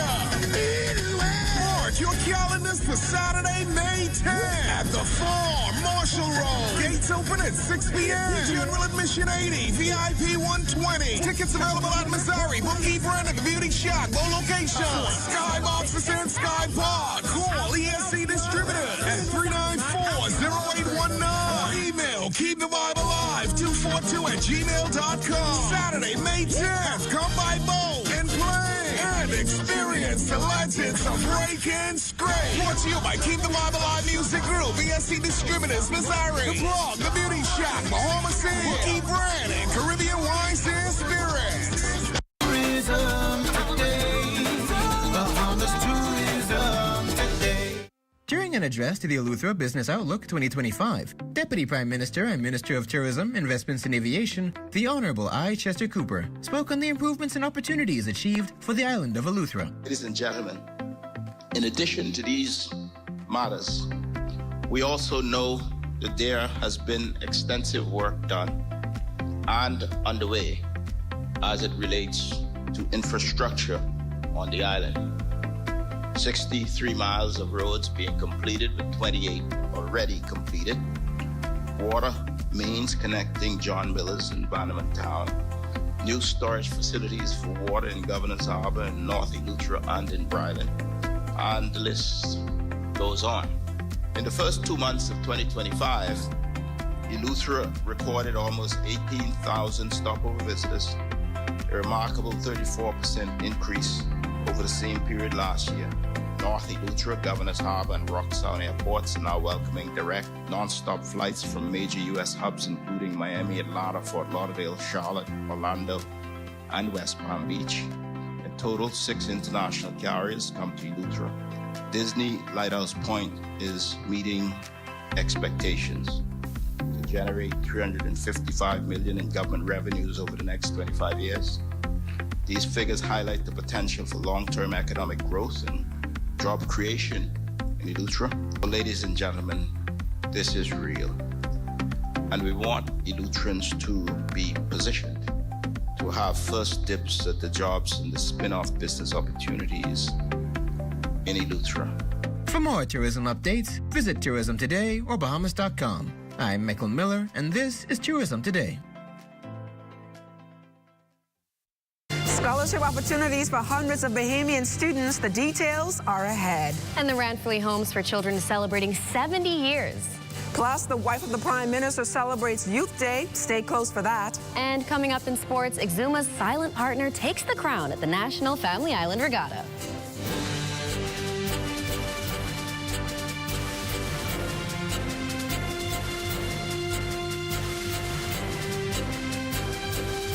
The Bahamas Tonight Access Now starts now. Good evening, everyone. I'm LaDawn Davis. And I'm Marlena Leonard. This is the Bahamas Tonight Access Now. Pope Francis's funeral took place this weekend, Marlena. I saw the highlights, LaDawn, and it was a really beautiful ceremony with all of that papal pomp and pageantry. What stood out for me was a nun who was allowed to break ranks and stand beside the coffin and pray for her old friend, Pope Francis. She stood at the place where only cardinals were allowed to stand during the funeral. What stood out for you, Marlena? I think what stood out for me was that he really followed his Jesuit vows to the very end. He was always showed humility, and even down to his tomb, it just said Francis. It just his name, no fancy poetry, no titles, just Francis. Indeed, a humble man to the end. May his spirit live forever. Now let's dive right into the news, shall we? Hundreds of Bahamian students explored scholarship opportunities from 5 universities in the United States. The opportunities came about from partnerships with the University of the Bahamas, the Alpha Phi Alpha fraternity, and the Martin Luther King Memorial Foundation. Marisha Burrows was there. Aspiring college students packed the University of the Bahamas this weekend, exploring scholarship opportunities that could help turn their academic dreams into a reality.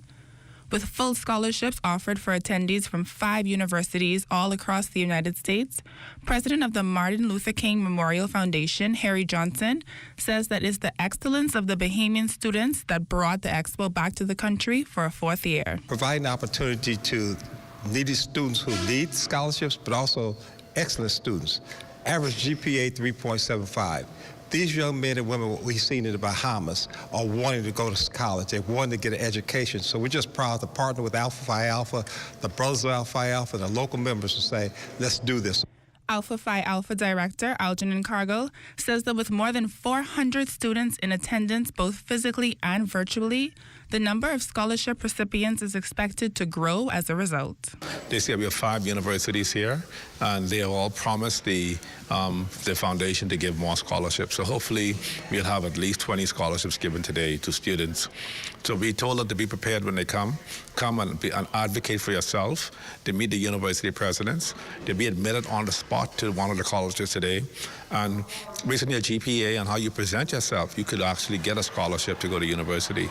And with a variety of schools located all across the United States, 14-year-old government high student Jamaz Forbes says that he is grateful for the opportunity to try his luck. There were some people, they came and they told me about it, and he told me that they were giving some good opportunities for scholarships at year, and I decided to come. For the Bahamas Tonight, I'm Marisha Burrows. Thanks, Marisha. Well, it's a special milestone for the Ranfurly Homes for Children, celebrating 70 years of providing a safe environment for children who've been orphaned, abused, neglected, or abandoned. The home recently held a special ceremony to mark this occasion, and our Corvell Pyfram was there. Here's the story. Kelvin Mason is an 18-year-old star student at ZNS High School. For the past 5 years, he's also been a resident of the Ranfurly Homes for Children. My journey as Kelvin Mason from the Ranfurly home to where I stand today has not been without its challenges. However, it has taught me invaluable lessons about resilience, community, and the power of individual determination. The homes are celebrating 70 years of providing comprehensive care for displaced children who come there as a result of any number of unfortunate circumstances. Since its founding back in 1955, the homes have cared for thousands of children, and President Joey Premok says that commitment is unwavering. As we look ahead to the future, we remain focused on our mission to provide a loving and supportive environment where children can heal, learn, and grow to the leaders of tomorrow. As Ranfurly marks 70 years, Prime Minister Philip Davis joined them to offer his gratitude to those who work to ensure our children have a safe environment. Despite the negativity that may appear in the news and in our social media feeds, there are still people devoted to carrying out good works and taking care of the most vulnerable amongst us. And he had this message for the home's residents. We love you. We care about you. And we are ready to help you realize your dreams. Keep thriving. Remember that success doesn't care about your background or where you started. Stay committed to doing the hard work, making the right choices, and associating with the right people. And I can assure you that positive results will be inevitable. Kelvin, like the other 23 current residents of the home, has not had an easy journey. But as this honor student, star athlete, and youth leader is demonstrating, nothing can break his spirit or his gratitude to this home. It has shown me that while circumstances may shape us, they do not have to limit us. For the Bahamas Tonight, Access Now, I'm Corvell Pyfram. Thanks a lot, Corvell. Well, St. John's Baptist Church was filled with energy and spiritual fervor this past Sunday as the church hosted its annual Youth Sunday, a celebration that placed young people at the forefront of worship and leadership. The service was held by members of the Youth Department of St. John's, showcasing their talents in music, scripture readings, and congregation included not only its members, but also young members of the Royal Bahamas law enforcement officers, highlighting the church's commitment to engaging with the community. A highlight of the event was the presence of Mrs. Anne-Marie Davis, wife of Prime Minister Philip Davis, who served as a special guest speaker. In her address, Mrs. Davis emphasized the importance of confidence, encouraging the young attendees to believe in themselves and their potential. You are precious beyond measure. Just remember that. All of you here, I'm looking at all of you young, wonderful people, the ladies up here on the altar. I've been watching you, I've been looking at you all morning. Preciously made.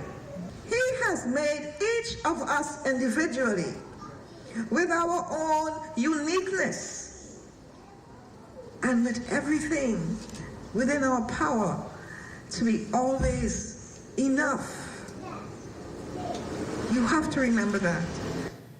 Well, the students of the Aaron H. Gilmore School for the Blind and Visually Impaired had their moment in the sun Friday as the boys and girls were awarded for their stellar academic performances. Students received awards during a special ceremony for most improved, making the honor roll, principal's list, and excelling in various subjects. School principal Kevin Cartwright, who made history recently by becoming the first blind person to head a school, used the words of Nelson Mandela to remind his students of the powerful tool education gives them. Here at our school, we see that truth come alive every day. To our students, you are the heartbeat of this institution. You are the heartbeat of our school. Give yourselves a round of applause. Permanent Secretary to the Governor General and career educator Jack Thompson likened the students' journey to building a house, saying although it can be difficult and they may often want to give up, they should always keep trying. I know that sometimes in building a house, you get tired. There are distractions. But in the midst of those distractions, can I give you the words of Nehemiah 6:3? I am doing a great work, and I cannot come down. Hold up your candle for all to see it. Take your candle and go light the world. Take your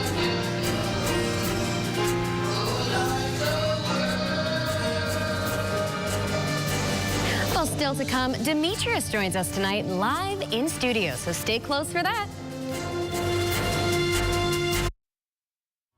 Health is the greatest gift.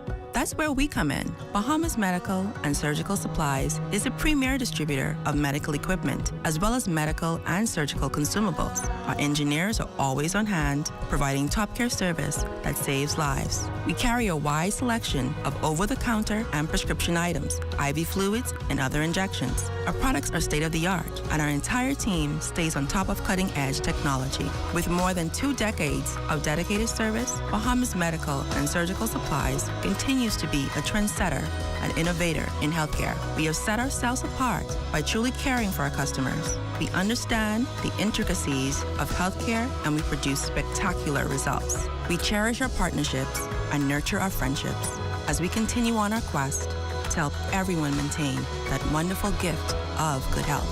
Find us on 95th Terrace, Centerville, and now located in the Lucaya Shopping Center of Freeport, Grand Bahama.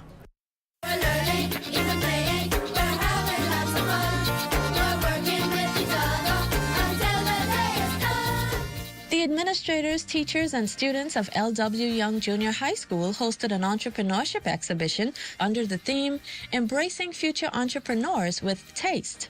The school body welcomed a host of dignitaries, including Member of Parliament for the Foxhill constituency and Foreign Affairs Minister, the Honorable Fred Mitchell, who encouraged students to seize the wide range of entrepreneurship opportunities available to them. 9 million U.S. and other international tourists pass through the Commonwealth of the Bahamas every year.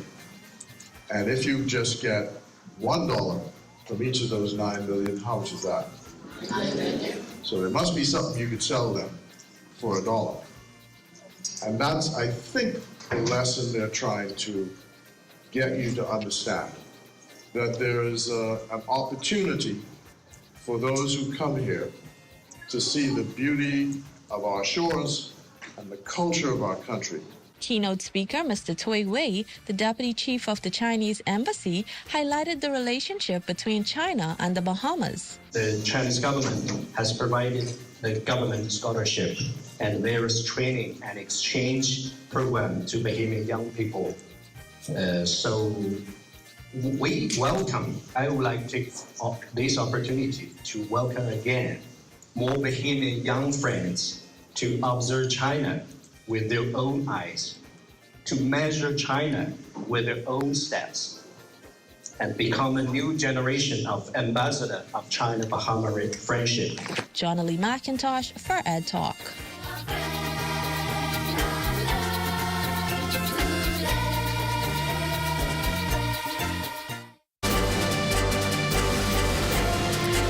Looking at a beautiful sunset shot near Paradise Island Bridge. That shot is by our drone pilot, Destiny Reed. Well, we can truly say that we live on a beautiful island. But speaking of beautiful islands, let's take a flight down to Eleuthera. Let's go.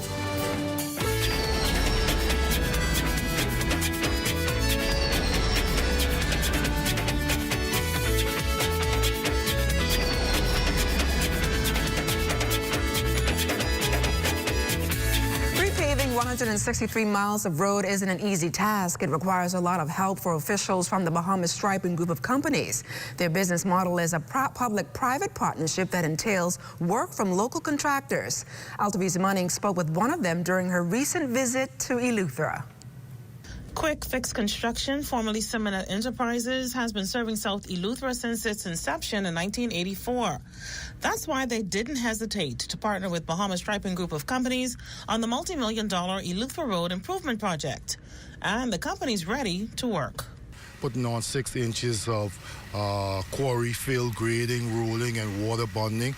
We basically have that responsibility in the different settlements, so we're working in different areas. So far, we've worked in Greencastle, we've worked in Deep Creek. Presently, we're working in Palmetto Point. Quick Fix Construction's general manager, Juan Simonet, also listed some of the new equipment the company specifically purchased for this project. We've bought a D8, we've bought another grader, so we've made quite an investment in equipment in, the hundreds of thousands of dollars, and thanks to Bahamas Striping, we were able to do that, to get new equipment, to replenish some of our equipment, so that's been a benefit for our company also. Bahamas Striping's mandate of public-private partnership comprises 3 tenets: infrastructure, community empowerment, and economic growth. It's a model Quick Fix Construction fully endorses to propel Rock Sound Eleuthera. When we can partner with people that come in with the finances, it helps the local businesses on the islands, and it helps them to grow and to expand and to hire other people in the communities. And then it brings finances into the communities where people are able to build and to expand on different things that they are doing. You look at these communities now in South Eleuthera and all the stuff that's happening here in South Eleuthera. People are building, people are opening businesses, people are expanding their businesses. So things right now in South Eleuthera is really booming. In the second part of our series, hear how Quick Fix Construction's partnership with Bahamas Striping Group of companies answers Eleuthera's labor demand. For the Bahamas Tonight, I'm Altavi's Munnings. It looks like some good work down there in Eleuthera. Well, tonight, Demetrius joins us live in studio, and he's here to tell us all about his upcoming Mother's Day show. Welcome to Access Now, Demetrius. Thank you so much. Thank you for having me. Of course. Now, everyone knows you as the funny man, but you've actually been doing this Mother's Day show for 11 years. Can you walk us through what inspired you to start it and how you started on this journey? What inspired me to start the Mother's Day show? A lot of persons in the country do events, but mostly no persons in the country are giving back on a large scale. And I felt the need that it was important to start to share some love on the mothers in our country. They are basically the backbones. The man are the workers and what's not, but without the women, it cannot happen.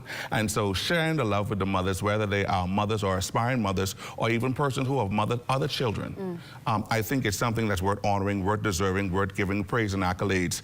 This show, 11 years, have been something that is dear to my heart. I truly believe that you have not begun to live until you find something that is bigger than yourself. This particular event for me is way much bigger than me. To see smiles on the faces of persons, to watch tears fall down persons' faces when we surprise them, when we're paying off people rent, when we are paying off people or helping them with medical stuff, or when we surprise them with a car, or a brand new front room set, or a brand new bedroom set. It might seem small to some persons, but to some people, that's the only hope, that's the only Bible that they see. And so it's all about inspiring, motivating. Apart from the fun and the laughter, it's about changing lives in one room, one night, letting them feel the love, letting them know that humanity still exists, and letting them know that people are right here in the Bahamas making a difference, even though they might not have millions, but they have the heart for change. And that's what mainly that counts. Powerful. So what does the show entail?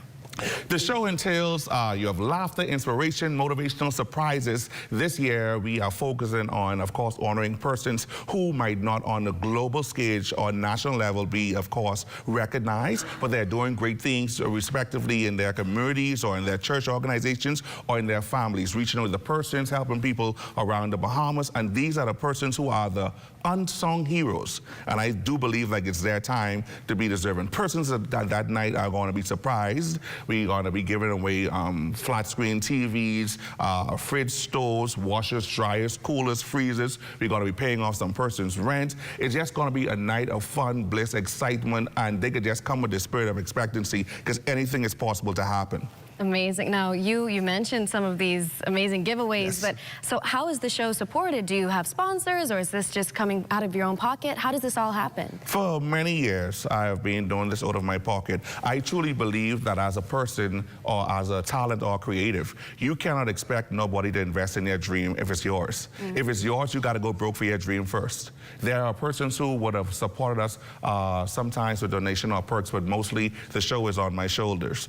This year, we have Ship X, who came on as our title sponsor, and we want to say thank them, but that's the only person, of course, as it stands now. So, of course, I actually inject my own personal funds into this because I really believe that the change that's supposed to come have to come from a sacrifice. And if you wait for a lot of persons in our country to be a part of something, they might not, because everyone do not share your same heart. Right. But the show is impacting lives in a major way. You should be there. And can you tell us a little bit about this year's show? Is there anything different that's going to be involved this year? Oh, we're going to have a surprise. There's a gentleman who's going to be doing a surprise to his wife. She don't know, but she's going to be there. Ooh. So it's going to be so much different surprises. There's going to be a surprise where we're going to ask for a particular item, and that person, they're going to be winning a round trip ticket to Orlando. Then we're going to be doing, it's just going to be an amazing, you have to be in the room. That's the only way, the excitement in this room in one night. The way I planned this show out, I planned it to blow people's minds. And I want to say times 3. Whatever we did last year and the years before, it's times 3. So I encourage everyone, bring your trucks because we can't leave none of the items in there. We are fully stocked out. We are fully stocked out. And a lot of persons are going to get blessed. Whether they live in an apartment, we have the smaller appliances, or if they live in a regular size home, we have the bigger appliances to facilitate anyone in the room. And we also have gifts for males and females. So the banana eating contest, the push-up contest, the crab catching contest, the find your woman contest, the balloon contest, the dance-off contest. We have everything there that one night. We also going to have a presentation done by Dr. Candace Bannister, who is going to be talking about health. So we want to look at the whole person holistically. We don't want to just be a show that that anticipates fun, but where everyone could play a role. This definitely sounds like the place to be. So can you tell us when and where and how we get our tickets? When it's going to happen on Saturday, May 10th at St. John's College Auditorium. I know it's an auditorium, but the way we fix it up, we try to make it a little bougie. We try to make it a little bougie inside there, but it's really, really nice. We try to make it as chic as we possibly can. And the doors will open up at 6 p.m. and the showtime will be at 8. The ticket locations, we have 2 ticket locations this year. The ticket locations are one Stiletto Shoe Loft, and that's located Robinson Road, and also the 17th shop that's located Collins Avenue. Well, Demetrius, thank you so much for joining us. It sounds like it's going to be an absolutely amazing night. Yes. As for us, let's take a look at what's coming up in sports.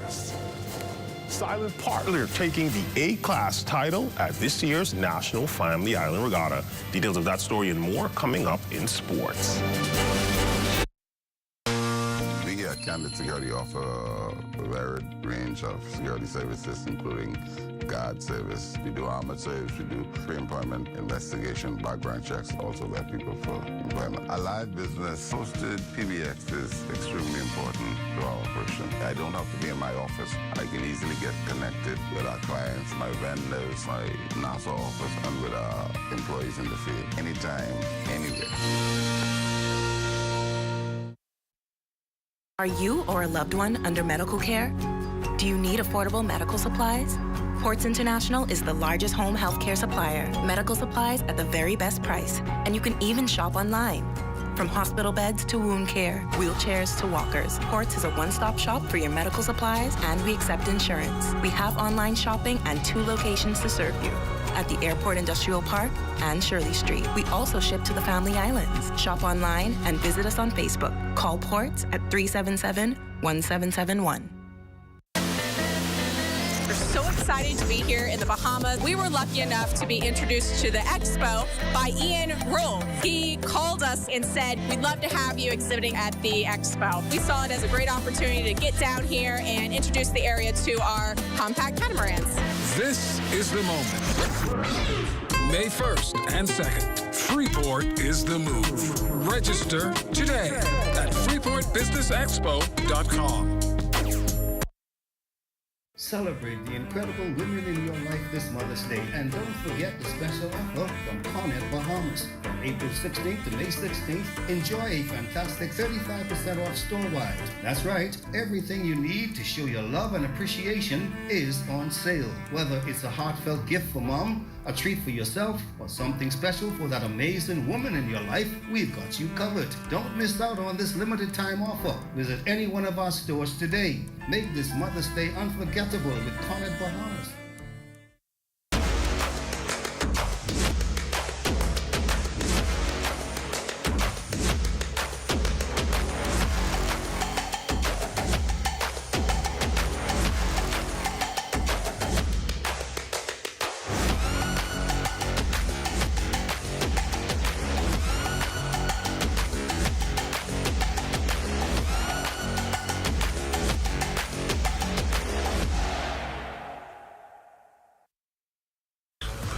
What? You don't know what TDC is? Tourism Development Corporation? You mean the Ministry of Tourism? No, that ain't the same thing, but the Tourism Development Corporation helps to develop and grow Bahamian businesses in the tourism industry. You heard what they say, boy? Oh, yeah. Develop and grow. You don't know what all the things they do? What does do? Hey, check the website, boy. Start your journey to ownership of our #1 industry today. Log on to tdcbahamas.com.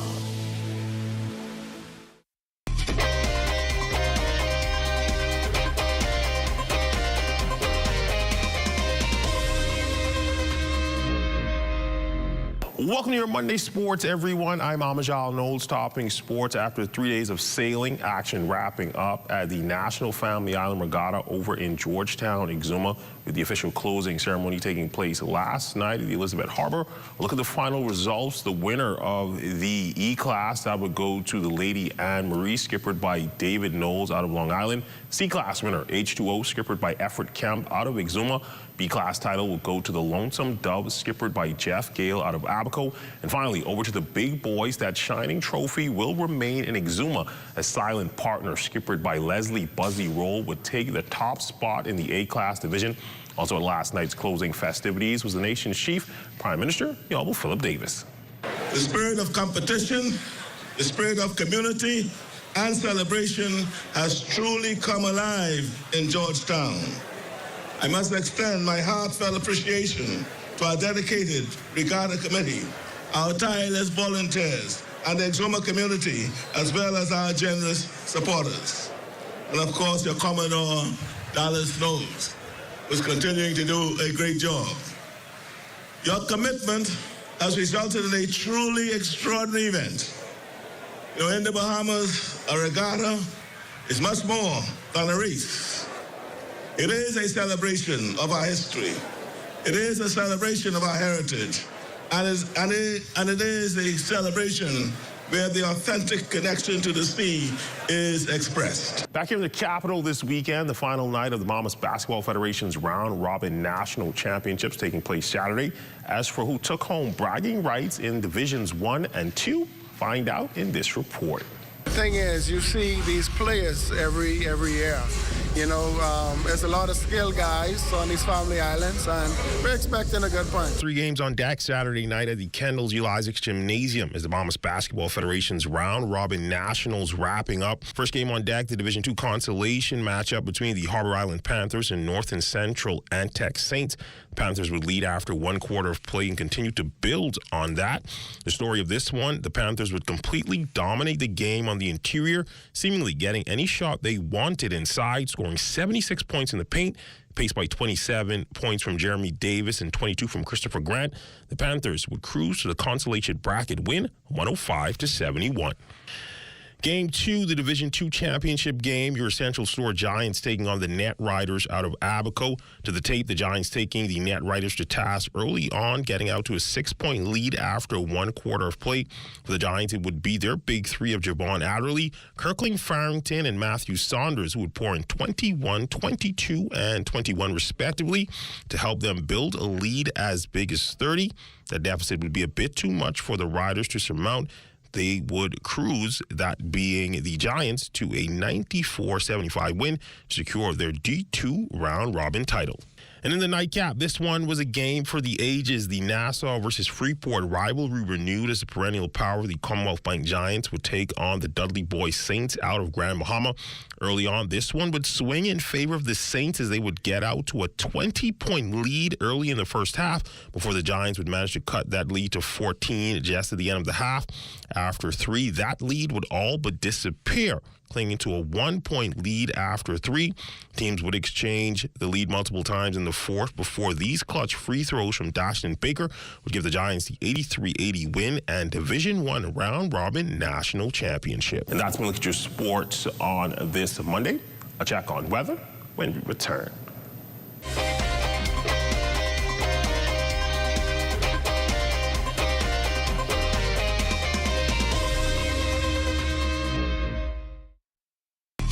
Come and visit us at Shop Smart, 'cause everything is here. Yes, we have it all for you. Toys, clothing, office supplies, appliances, custom cut blinds, bedding, drapes, and rugs. Come and visit us on Mackey Street, 2 blocks down from Wolf Road. Call us at 698-1052. Shop Smart, at Shop Smart, at Shop Smart. Oh, everything is here.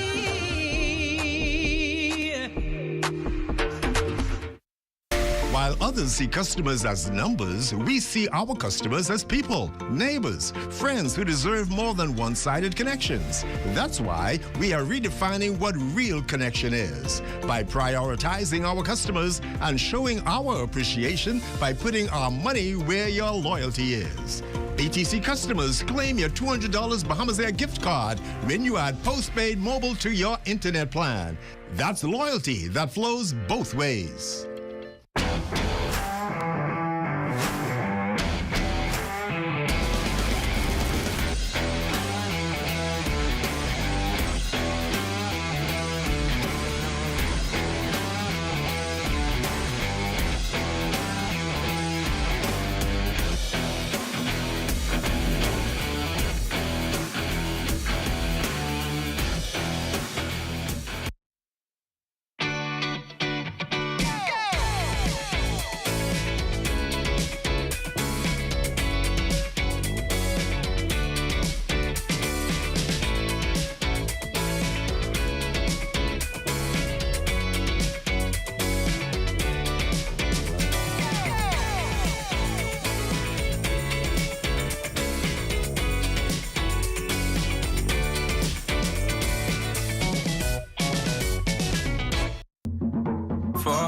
season. We got impact windows and doors. For protection, just come to our store. Plus we got tiles to pretty up your walls and your floors. We'll help you brighten up for that big bad storm. Porcelain tiles, blank tiles, mosaic tiles, a variety of styles. Before teens get right, they gotta be rough. That's why we got the best deals in the whole Bahamas. Hey, hey. Weekly specials, shopping's fun at super value and quality. Supermarkets. Libby's Vienna sausage, 4.6 ounce, $1.19. Carmel evaporated milk, 13 ounces, $1.09. Alfred purified water, 1 gallon, $1.39. Smoked paper cabs, $2.49 per pound. Fresh celery, $1.69 each. Sweet large navel oranges, 2 for 99 cents. Join the new Super Value Quality Points Program at any Super Value and Quality supermarkets. Hey, it's your honorary pump attendant back again with another episode on the do's and don'ts at the service station. Let's go. What you ain't gonna do is just pull up to any dispenser and put the nozzle inside your car without reading the signs. Because if you put the wrong fuel inside your car and the car mess up, you could be mad at us, all right? And then you have to walk or catch bus for about 3 to 18 months. What you're supposed to do is read the signs. We place signs all over the dispenser to tell you which fuel is which. Because you put the wrong one in the car, say bop, and you could be mad at us. You could be, oh, what happened to my car? No, it's you who ain't read. It say diesel, diesel, one word, diesel. You got up, and you mad at us. Read, that's all you have to do.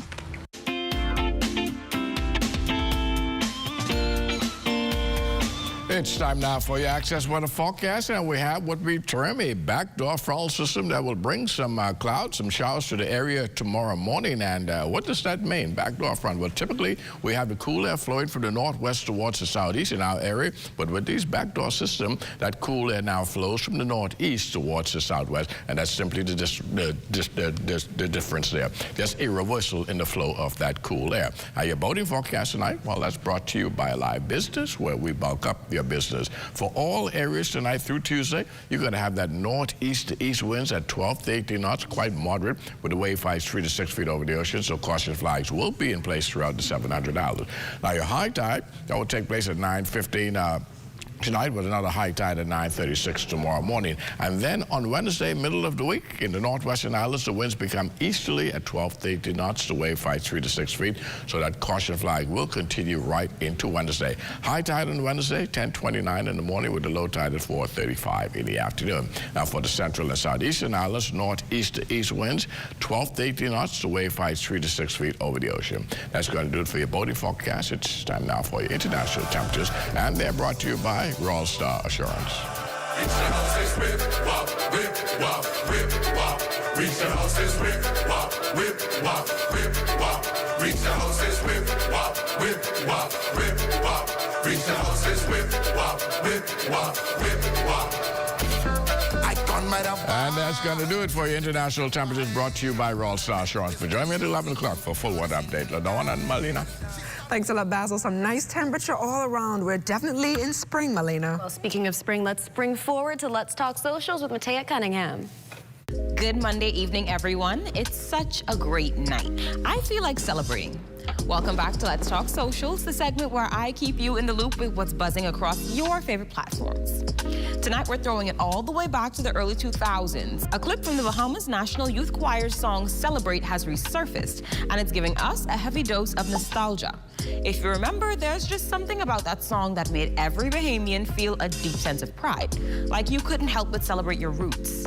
For those who might not know, the Bahamas National Youth Choir has been around since 1983, giving young Bahamians a platform to showcase our music, culture, and talent to the world.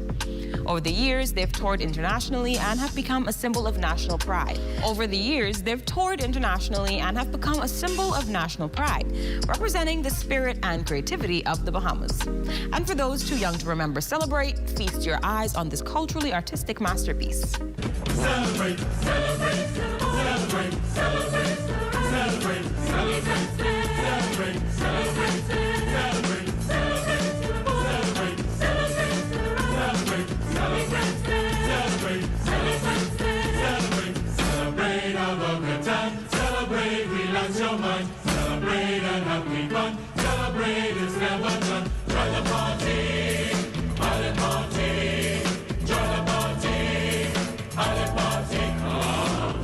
honestly, the song is so good, it makes me want to throw on my androgen print, grab a straw hat, and conch style right here in the studio. What a moment. What emotions does Celebrate bring back to you? And if you're watching this on live stream, let's hear it in the comments. I'm Taya, and this has been Let's Talk Socials. Until next time, don't forget to celebrate.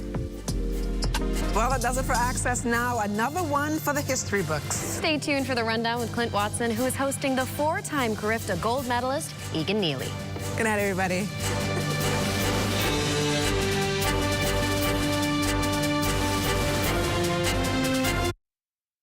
By giving unconditionally, not expecting anything in return, I thought was a wonderful way of showing this love. And I believe that it is love that truly draws people. And so I thought we could cover a lot more people by feeding. Volunteers, you know, they have truly been sold. My passion is to help, and I thank God for what I can do through the help of Bahamas Feeding Network.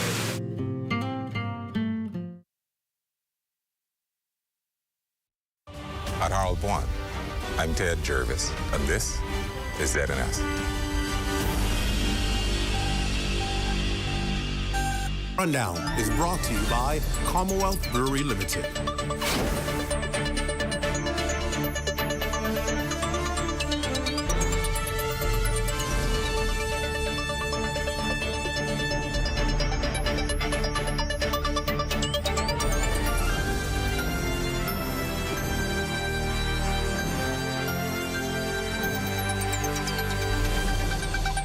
Good evening, everyone. Welcome to the show. Great to have you with us for another week. It's an exciting night tonight, so let's get right to it. Well, we start with economic news as the central bank's first quarter results are in. In this report, our Daniel Dean takes a look at which external factors have led to the economy expanding at a slower pace. According to Central Bank Governor John Roll, though private sector credit expanded at a faster pace, the seasonal growth in bank liquidity and external reserves tapered when compared to the same period last year. External reserves grew by about $171 million over the first quarter of 2025. And as at the end of April, we're approaching $2.8 billion, which is moderately less than the estimated $2.9 billion at this point last year. In the fiscal sector, consolidation trends are expected to continue despite the increased trade policy uncertainties, given sustained reforms by the government to broaden the revenue base, such as towards cruise tourism and the domestic minimum corporate tax. Tourism numbers aren't where they should be, he added, noting a decrease in... All right, we apologize. We're obviously having technical difficulties with that story.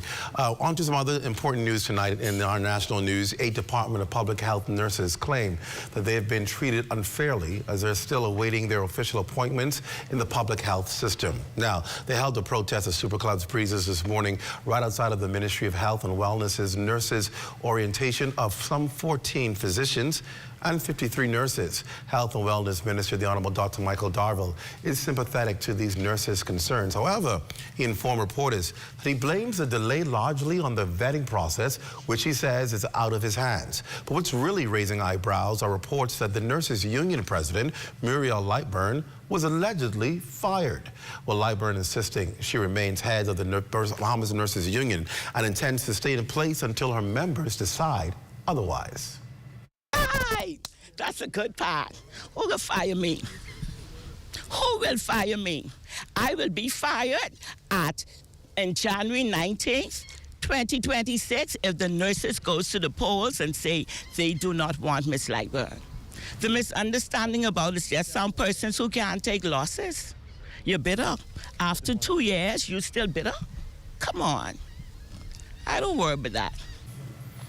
There you have a response. How about that? Well, we've got an exciting show for you tonight. The country is still talking about Team Bahamas at last weekend's Carifta Track and Field and Swimming Championships in Trinidad and Tobago. We're featuring the track and field team tonight with the head of the Bahamas Association of Athletic Associations, better known as the B3As. Jamaica Archer is here as well. And we can call the executive producer of the entire trip. He was the one making sure it all happened. We'll hear details of the heavy-hitting logistics it took to pull that trip off. Now, accompanying him are his chief executive officers, two females, I might add, which is notable. And of course, track and field athlete that the region is talking about, Ian Neely.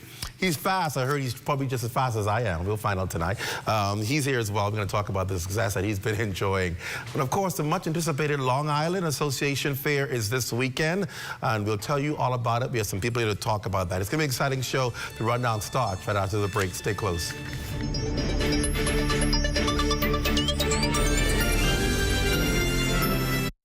Hi everyone, when heading to Florida to shop for your essentials, book your transportation with GoGoFlorida.com. The $100 cash deposit is back now on your debit card. Accepted at Fort Lauderdale, Miami, Palm Beach, and Orlando. Now there are lots of options to choose from, but I like the Tesla X, the electric vehicle, because I don't have to worry about gassing up. Or the Jeep Compass Seating 5 with lots of space for your luggage or shopping bags. For the best deals, book now at GoGoFlorida.com, BahamasAir.com, and also available at Bahamas Air Sales Office.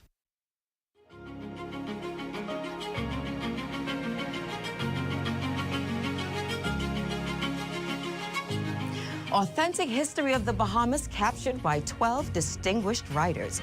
Join us for the official launch of the new modernized Bahamian History High School textbook, which encapsulates the journey from whence we came to the modern Bahamas. Tune into this channel for the launch that promises to be educational, entertaining, and transformative as we celebrate our rich history pre- and post-independence.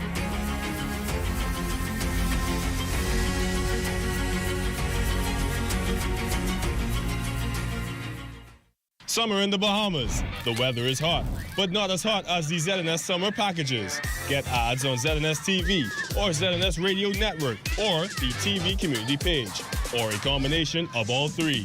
ZNS has got you covered with great prices, whatever package you choose. Book before June 7th and get the local Federation Championship Baseball bonus full of all kinds of extras free of charge. Contact your account executive or call ZNS Sales at 502-3800 today. Hot summer package rates valid until July 31st.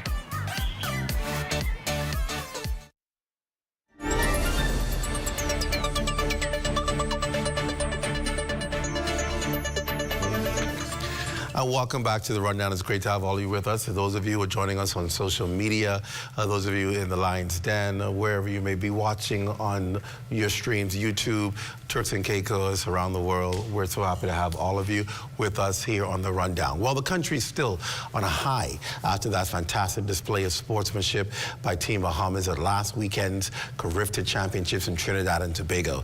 And tonight, of course, we'll recap the track and field portion of the game, which was absolutely phenomenal, to say the least. Leading us off is B3A's President Jamaica Archer and Deputy CEO Laura Pratt-Charlton. Both of you, thank you for joining us. Congratulations, first of all, right? Thank you, thank you. I'll take that. Listen, you have to take it. Let me tell you why you have to take it. Because we, as a Bahamian people, when you do bad, we will let you know you did bad. Yes. When we ain't proud, we let you know you're proud. When we couldn't get medals somewhere, we get mad because we believe we were born to always get medals. So when you actually achieve greatness, we have to pause and say thank you. I think it was a phenomenal performance by our young athletes. Let's start first of all with you, Jamaica. When you saw the compilation of this team, did you already see that this is going to be a great, like I said, I'm going to say Olympics, a great Carifta for us? We've been tracking the athletes, their performances, and what we do after every Carifta dispensation, we say, let's look at what we have, let's plan for the next year. And from then we said, these are the athletes that we need to be focusing on. Wow. And just, you know, true to form, we were able to gauge them, compare them with the region, and we knew before we even got there that we had a dominant team. Wow. So what does it take now to prepare that team? Not because you know, track and field is the kind of sport that you can have the talent, but if you don't know how to coordinate the talent, you may not get the best performances you needed possible. What needed to happen to make sure that team performed at optimum? We spent a lot of our resources preparing coaches. And so we have a cadre of, I think, some of the best coaches in the region. Without, you can't take someone where they've never been before. There you go. And so what we said was, in order for us to be good, or great, we need to be able to create great performances from our coaching community. And so we've spent a lot of money there. A lot of the certification work had been done under the command of our former president, Corrington Maycock, who really placed a lot of emphasis on upskilling our coaches. And so certification courses, exposure, getting kids and getting our coaches to regional environments and exchanges really, really helped us a lot. And then, of course, that translated into better preparation, better training modules. And I think that the athletes really benefited from it. They were able to peak at the right time. They were able to manage the way the athletes performed throughout the season leading up to the Carifta Games. And so I think that a lot of it has a lot to do with planning. Laura Pratt, you are no stranger to winning. I mean, you groomed it. You've lived it, not just talked it. Yes. Your daughters do an exceptional job. And, of course, you all know Devin, who is really at the top of the circuit in world class. What is your response to the performance by Team Bahamas at Carifta? As I have been saying to persons for the past week, I have been traveling, my family and I have been traveling to Carifta since 2001. Wow. And this is one of the most memorable Cariftas for us. It ended with a bang. We started off day one with a bang. That was the most gold medals we had ever won on day one. Wow. And by the time we were done on day three, that was the most medals, gold medals, most gold medals we had won since 1984 when it was here in the Bahamas. Exactly. So for me, it was truly exciting because our president, he put it out to the region, he put it out to the world that the Bahamas was coming. So we had to show up. And then Devin followed suit on Sports Max and she sealed the deal. I'm like, oh my gosh. So we had a target on our back. Our athletes performed well and they literally showed up. That's all I could. They showed up and they showed out. What does this mean for our program? Because before we were, okay, the Bahamas, who has some good athletes. Now, are we showing up now as, there goes the Bahamas, the powerhouse in track and field? Is that the kind of perception we're getting from the region now? That kind of respect? Because, you know, I was thinking about that, you know, the gold and black and green, who you know, they think that, listen, we're unbeatable. Are they now watching the Bahamas closer than they did before? The Bahamas always has a very strong showing at Carifta, not only because of our sporting prowess and how productive we are in competition, but there's always a strong presence that we bring to the event itself. John Canoe is there, and I think that when you talk about the economic impact of the games, we have more people going to the games than anybody else in the region. Wow. So people expect for the Bahamas to show up. And I think that there's this general sense that not only are we gonna be entertained by the Bahamians, but they're really gonna come and produce their best. And so this time around was truly exceptional because people never expected for us to be so dominant. Right. And dominant in the marquee areas. These weren't just the 5,000 or the steeplechase. These were the events that everyone wants to see on the track. And I think that this was perhaps the first time in our history that we can remember the Bahamas really leaving such an impression. And I know we always tend to put the highlight on the track, but we've been doing exceptionally well in field events. Matter of fact, I think our first gold medal came from a field event. Yes. I'm talking about our progression in field events like high jump, like long jump, javelin, shot put. We're becoming a reckoning force there. No, not becoming. We are. Not becoming. I had my first inspirations in track and field. You would remember the Stephen Hannas, the Stephen Rays, the Joey Wells, the Chanel Fergusons, the Bradley Coopers. Yeah. So that dates back to the 80s, and we've always continued to perform well in those field events. I think that there was an ebb for a short time, and then it came right back up with the introduction of the Corrington Maycocks, who then began to take over the mantle. And they've been producing phenomenal performances over the past, I would say, nearing a decade, Laura. Yeah, they're and we've remained dominant, and it's really because of the program that we've put in place. In fact, You know, we fight all the time, but I can tell you that Corentin is being headhunted by Botswana. Wow. And countries in Africa. Wow. And throughout the Caribbean. And so we are exporting talent now. Laura, I meant to ask, what would it take for us to ensure that these athletes who are performing like this are consistently doing this straight up to the elite status level? Because sometimes we say, oh, we have great teams, great young people, and then you look at about 5 years later, where did they go? Where did they fall off to? What does it take for us to sustain, to ensure that we're able to turn work? It's going well. I must also applaud the government through the subvention program. That does help a lot of our athletes as well. But the key thing is to monitor these athletes, track them, what it is that they're doing, and provide them with the essential things that they need to perform. The president will tell you one of my biggest thing is the mental health. I always say, mental health is health too, and I think a lot of the athletes need help with that, and then nutrition. We need to be sure that these athletes are eating properly, sleeping properly, and getting the necessary support, like I said, physically as well as mentally, to take them to that next level, because it's not easy at the next level. And so to prepare them for that transition, it will take a combination of the coaches, be it at the local level or the collegiate level, in conjunction with the federation, to make sure everything is happening for them. How do we get our athletes to, or I shouldn't ask, how do we get our athletes? Are our athletes to the point where they are mentally seeing that this is something I want to become? Because when I say that because we tend to eat well, focus on rest and all that stuff when it's around competition period. Then after that, you go back, and because we're in the capital or in the Bahamas, where we're very Americanized. We get the Wendy's drive-through, the McDonald's drive-through, the Bamboo Shack, and all of these things that don't bode well for that development. Are our athletes seeing themselves now as, I've got to be set apart? I have to change my entire life, and this has become, it's difficult. People say Jamaica and all the other countries do it, but it's because there is a desire that I need to have. This is my ticket out. Yes. This is my ticket up, because of the way we live. But in the Bahamas, we have a good quality of life, so people ain't thinking about that. And so you're wondering, you have all this talent. Why don't you dedicate it to focusing on what's going to be a ticket for you, and do our athletes really see that? Track and field is a very, very expensive sport. There's maintenance, there's therapy, there's nutrition, there's travel, there's competition, and there's commitment. Yeah. It's a full-time job.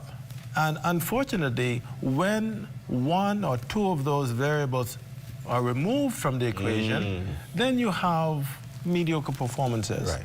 I believe that we as a country must stop celebrating successes and invest in development. We only want to see, we know the glory, but you don't know the story, right? Oh, that's something. And I really think that we should impress upon our corporate community that we need more partnerships.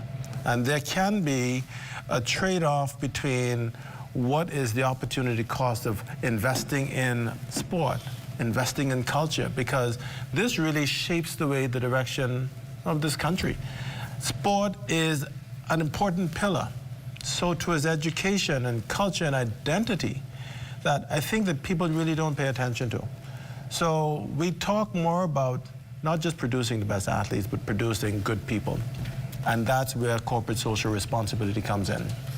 I'll give you a comment on that. I think it's important too for our existing athletes, professional athletes, and those in the past to come back to and speak to the athletes. I think that's important, so that they can relate to them and explain to them what the process is like, because it can be a culture shock for a lot of them, leaving the confines of their home where they're sheltered and protected, and now you're going out there and you have to survive. But discipline is going to be key. And so those persons coming back, explaining to them it is not as easy as it may appear. And it's going to be a lifestyle-changing career, because, like we mentioned, you have to eat well, sleep well. So you can't be on social media at midnight. You have to be in bed by 8 o'clock at night, get enough rest and get enough fluids in. So it's a change for them. But I think once they can hear it from persons who are either they're doing it or a person to have done it, I think that will be more impactful for them, so that now they know this is what I have to do if I want to get to the next level. Yeah, I think well said, well said. We're going to take a break. When we come back, a young man who, listen to me. How do I describe it? Listen, a lot of stuff don't move me. But for me to go, I went on my own personal social. I posted this picture from the video, from the TV. I was at the TV like this when I zoomed in, and I snapped the picture, and I put it up on my status, and I put it up, I said, this young man is simply crazy. And people started commenting about it and so forth. They're all excited about it. So to get me excited, he must have been amazing. I was sitting there. That was the best weekend I ever had watching TV. I was laughing. So imagine being there. Listen, I can imagine, right? Because I was like, okay, y'all think you're going to have the lead now? Wait till he get the baton. Watch what he can do. I was just talking to the TV. I was having a ball, and I was going crazy by myself. But that's what he did for me. It inspired me. And I'm so happy that he's here. I can't wait to talk to him next. I think I'm faster than him, though. We'll be back after the break. Stay close.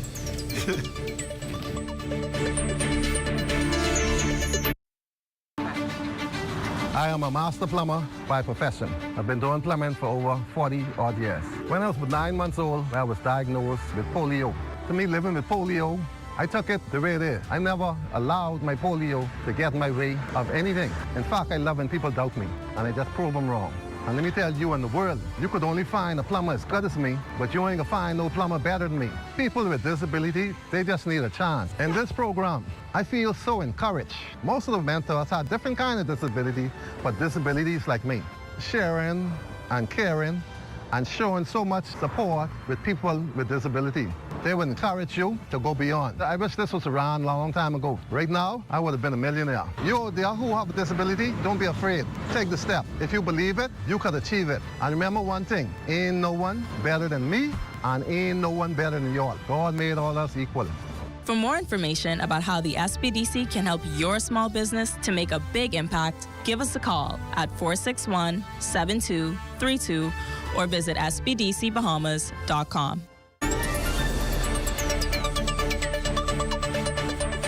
Welcome back. We're back talking great for track and field here on the Rundown.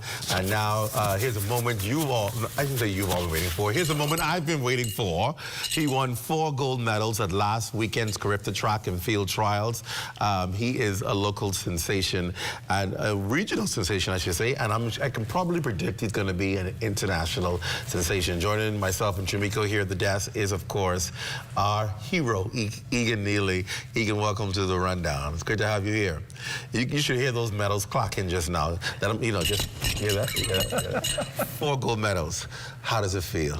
It feels really amazing. It feels really amazing to bring back these gold medals for my country. I was glad that I was able to represent it, go out there to the Carifta Games and represent my country and bring back all 4 of these wonderful gold medals to show the Bahamas who we really are. So you got to tell me, where you get the speed from, man? I mean, tell me about your track journey. Did you always know that you were going to be a track and field sensation? Not really, but I realized that during primary school I was really fast, and so I decided to join the track club, and from there I just kept training very, very hard, and I realized that I really had a talent for track and field, so I just kept going with it, and now it brought me into these 4 gold medals. We were talking on the last segment about the discipline it requires as a track and field athlete. What are some of the things you've had to do to ensure the discipline was there in your preparation for track and field? Track and field, when it comes to discipline, I would say probably nutrition for sure. And so pause right there, I can stop the nutrition. What do you mean with nutrition? Nutrition as in making sure you eat 3 times a day, making sure you eat at the right time, making sure that you eat good foods, nice carbs, proteins, and some fats as well to keep your body nourished during the training sessions that you do every afternoon and stuff like that. So you have to actually decide what you're going to eat, not just eat anything? Not just eat anything, you have to decide what you want. How's that for you? Do you get a little frustrated sometimes about that? Well, no. Speak the truth. No, not really. I really do like some healthy foods, but maybe like once or twice I'd eat maybe some junk food there. And you'll indulge every now and then? Yeah. So you can go around a bunch of friends who are out having fun and eating a bunch of food, and you actually sit there and say, well, I'm not going to have that because I'm training, or I'm not going to have that. No, you actually do that? Yeah, I actually do. Yeah, I do that. Okay, so good. So the nutrition. What else is there that you have had to exercise discipline on? I also had the discipline about coming to track practice. I mean, I wasn't to track practice like every day, but I try my best to be there every day.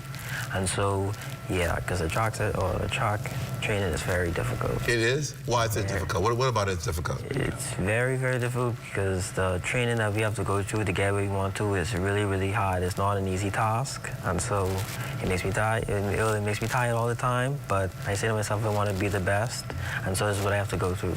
Wow, so it requires sacrifice. It requires a lot of sacrifice, yes, sir. Are you proud hearing that? Because you know this is what y'all been preaching. Well, you know, he talked a good story. I said, Egan, I missed your track practice the other day. What happened to you, right? I think that Egan is someone special because sometimes it isn't always the work that you do. It's really your God-given talent. I think that as he continues to grow, you'll find that Egan will become that much better because I don't think that he's reached nearly where he could be based on the reports from his coach and his support cast. He's at maybe 70%. Wow. And so next year, even though he will be at the bottom of a new age category, I'm expecting him to really be that much better than he is this year. So you're moving on to the under 20 category next? Yes, I am. Because you were cleaning up that under 17 category. So how do you feel about that? Because you know because we see a lot of our athletes at their peak under 17, and they move under 20, and you're like, oh, okay, you gotta just almost start again. And I think about the Nabi girl, because she was at under 17 category when they had Carifta here, and she just cleaned up, and then the under 20, of course, now she's got to meet the match of those older girls. Right. So it takes a little while to get back to that winning sensation.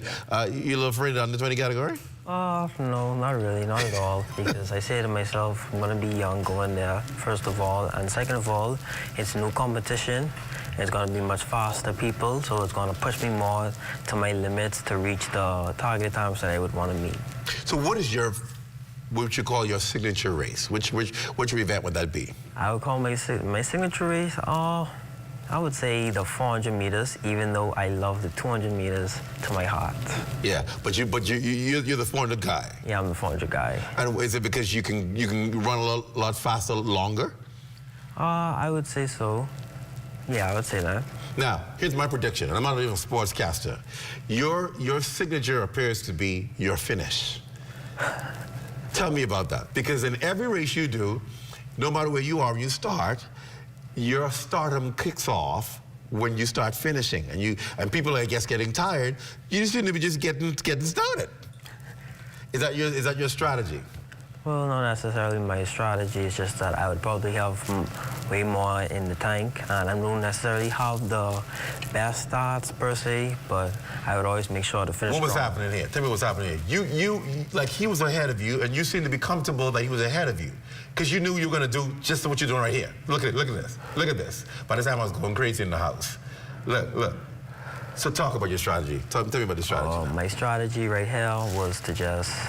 I saw the guy get in front of me and say, okay, he's trying to catch me right now, but I just say, let me just try my best to stay behind. Just trail him? Just trail him, so I wouldn't waste as much as energy. And when I reach maybe the 150, I would try to kick it again and try my best to catch him. And you did just that? And I did just that. You caught him and then left him. You go into Carifta. What's on your mind as you go into Carifta for the Bahamas? Of course, we know everybody in the region knows the powerhouse is Jamaica. And so there's always this focus that we gotta beat Jamaica, What is your mindset going into Carifta? My mindset going into Carifta is to just worry about myself and what I have to go do my part. At Carifta, don't worry about no other competition or other Jamaicans or whatever, or what times they run. Just go there and do my best, put in my best effort, because you never know what can happen. You're right. So I have to share this joke. You probably didn't even know what was going on. Well, you knew because you were part of it, but watching it was so amazing. So you had just, I think, won, was it either the 200 or the 4x1? No, it was, yeah. It was either 2 or 4-1. And you went and did the interview with their media team, and the commentator said to you, so you're going to try and make it 4 straight? If you make it 4 straight, you got to come back here and talk to us. You said, trust me, I'll be back here. I'll be back here. And I was like, that's how you show the media that you ain't playing no games. And you were confident. And when you left, the commentator said to the audience, well, that's a lot of confidence. He tells us he's going to be back here. I guess he must know exactly what he possessed in the tank. And I said, if the young man said he can be back, he's going to be back. And guess what? You came back. You came back. Yeah. You're confident in your ability to produce gold. What does it take to do that? It takes a lot. It takes a lot of mental, because if your mind is not set to do it, then most of the time you're not gonna get it, because you have to keep your mind straight, because you have to say, okay, I'm gonna do this. I'm gonna go there and put my best foot forward. I'm gonna do that. And yeah, you have to keep your mind set. If you can do it. And it goes back to what Laura is saying, Jamaica, about the mental health of young people. This is becoming a big part of sports, is mental health. Sure. Well, one of the things that we've always tried to do with our athletes is to tell them that you don't got nothing to be scared of. Mm-hmm. You are the best athletes in the region, and I think it's a conditioning that when you tell, there's this reinforcement that, listen, man, you don't have anything to worry about. Mm-hmm. And we continue to tell that story all the way up leading into competition. So these athletes, it's not unknown to them that, there's this sense that I am who I am. Mm-hmm. I think what we saw this time around was athletes really believing that they were better than everyone else, that they could come there and be as dominant as anybody else. And I think that had a lot to do with the mental preparation.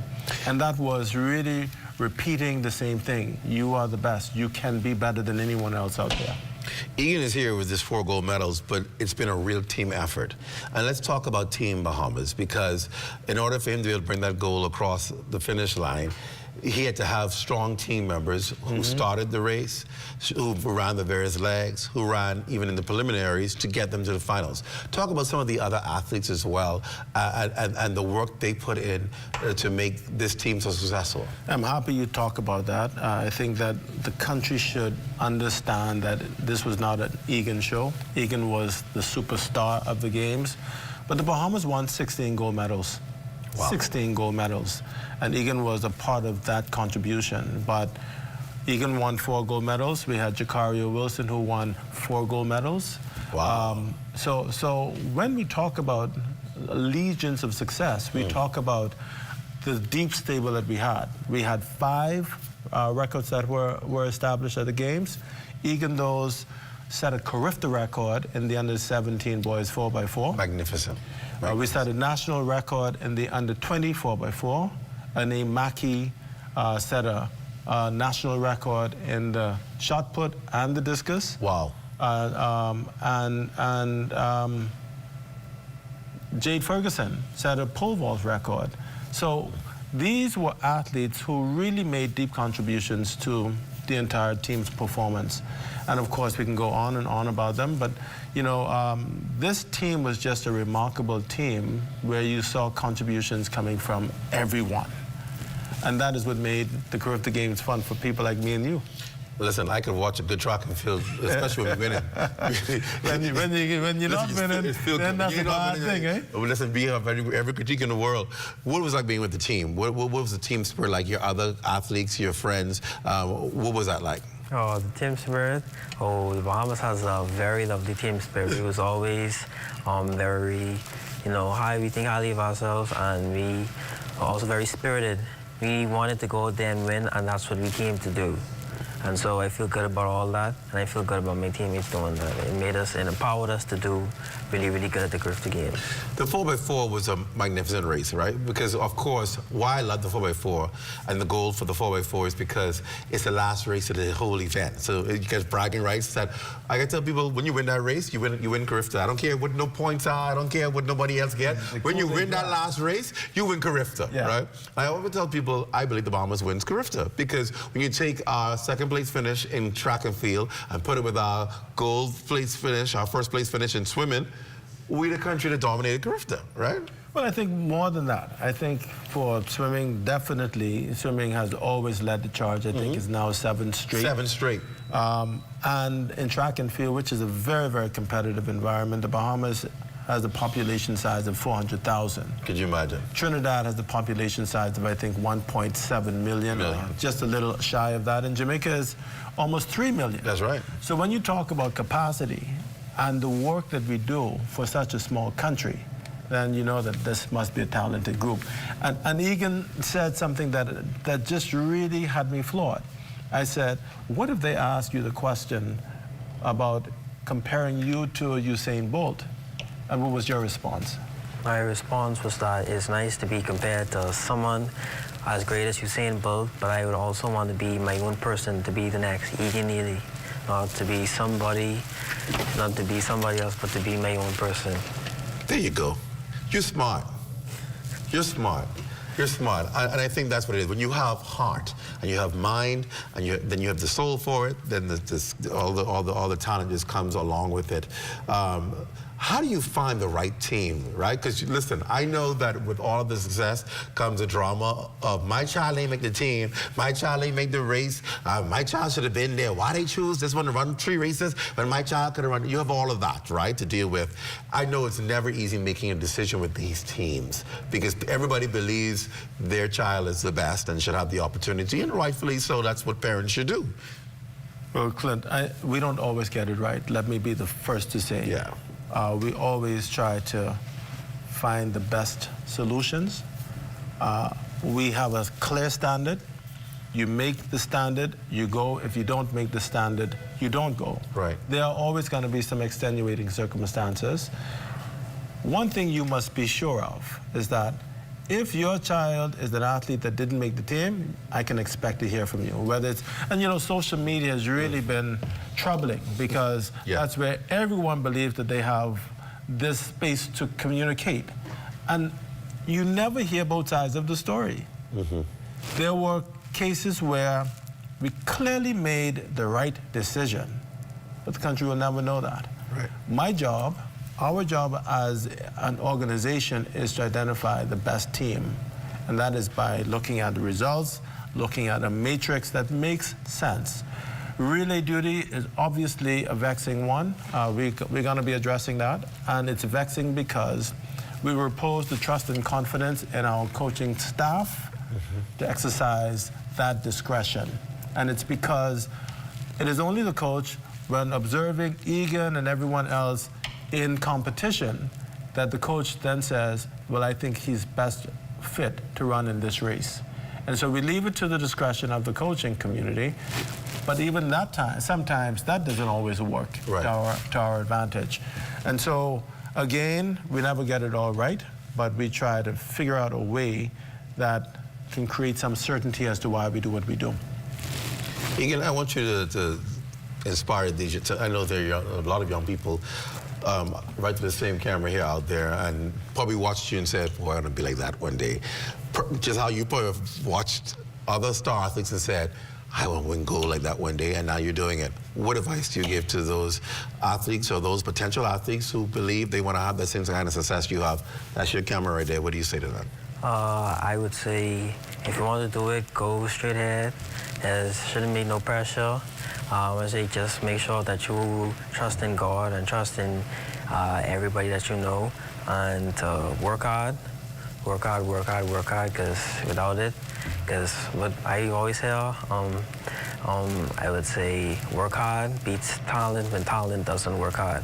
So, yeah, I'll just say that. Congratulations. We're so proud of you. Listen, it takes a lot to get me going crazy in my house, but it was such a pleasure watching you, and it brought so much pride to us. I think we're going to see you in Los Angeles at the Olympics. Hopefully, that's the goal. Absolutely. You heard it? Listen, well, we're going to be shouting for you right there and there. That's the goal, and I know you're going to achieve it. Stay the course and continue to do well. We're proud of you. We're proud of you. Thank you. Egan Neely. Listen, y'all get the name right. It's not Ethan Neely. It's Egan. You know, I speak a massive name in the Bahamas. Congratulations to you, Jamaica Archer. Congratulations to you and the management team and the coaching team for bringing us this level of success. We were craving for something. We had nothing recently. We had, we were down with the Olympics, so we needed a win. And you gave it to the payment people. And I think you should expect more. Oh, I think so. It looks good. Thank you so much for being on the show. We appreciate it. Thank you, Ian. Our pleasure. All right, track sensation. Listen, this is going to get even more intense and more exciting. When we come back, we're going to see a sports show today. We're talking about regatta coming up in Long Island, and the association is here, and they're going to talk about some things. And I got to do this because my descendant is from Long Island. My father is a Long Islandian. The Watson name, proud in Long Island. So we're going to talk to Long Island Association right after the break. Stay close.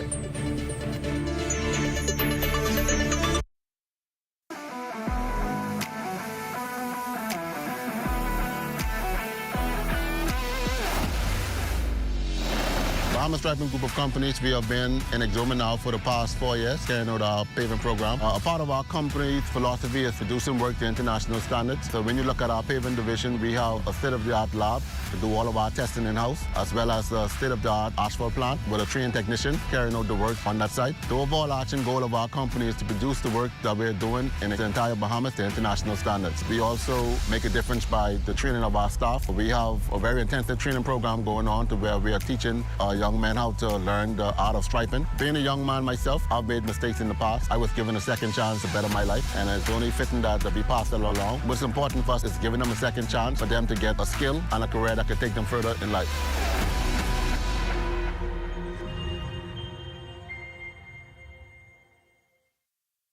The internet isn't just for surfing. There's a sea of shoppers buying online, and you can connect with them on Tingsy. Tingsy is the SBDC's online storefront built for Bahamians. Take your business to the next level by selling to customers online, both at home and around the world. People want Bahamian things, and if you got things to sell, sell on Tingsy. Find out how you can connect with a sea of buyers by visiting tingsybahamas.com.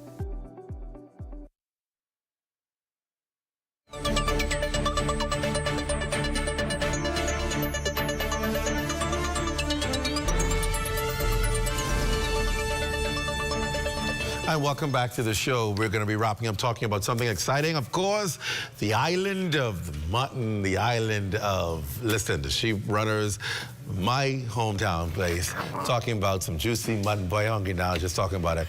It ain't none here. There ain't been no mutton, but it's just a preview. What you can eat once you attend this weekend's Long Island Association Fair, taking place at R.M. Bailey Park, starting at 12 until, nobody could party like the Long Island people.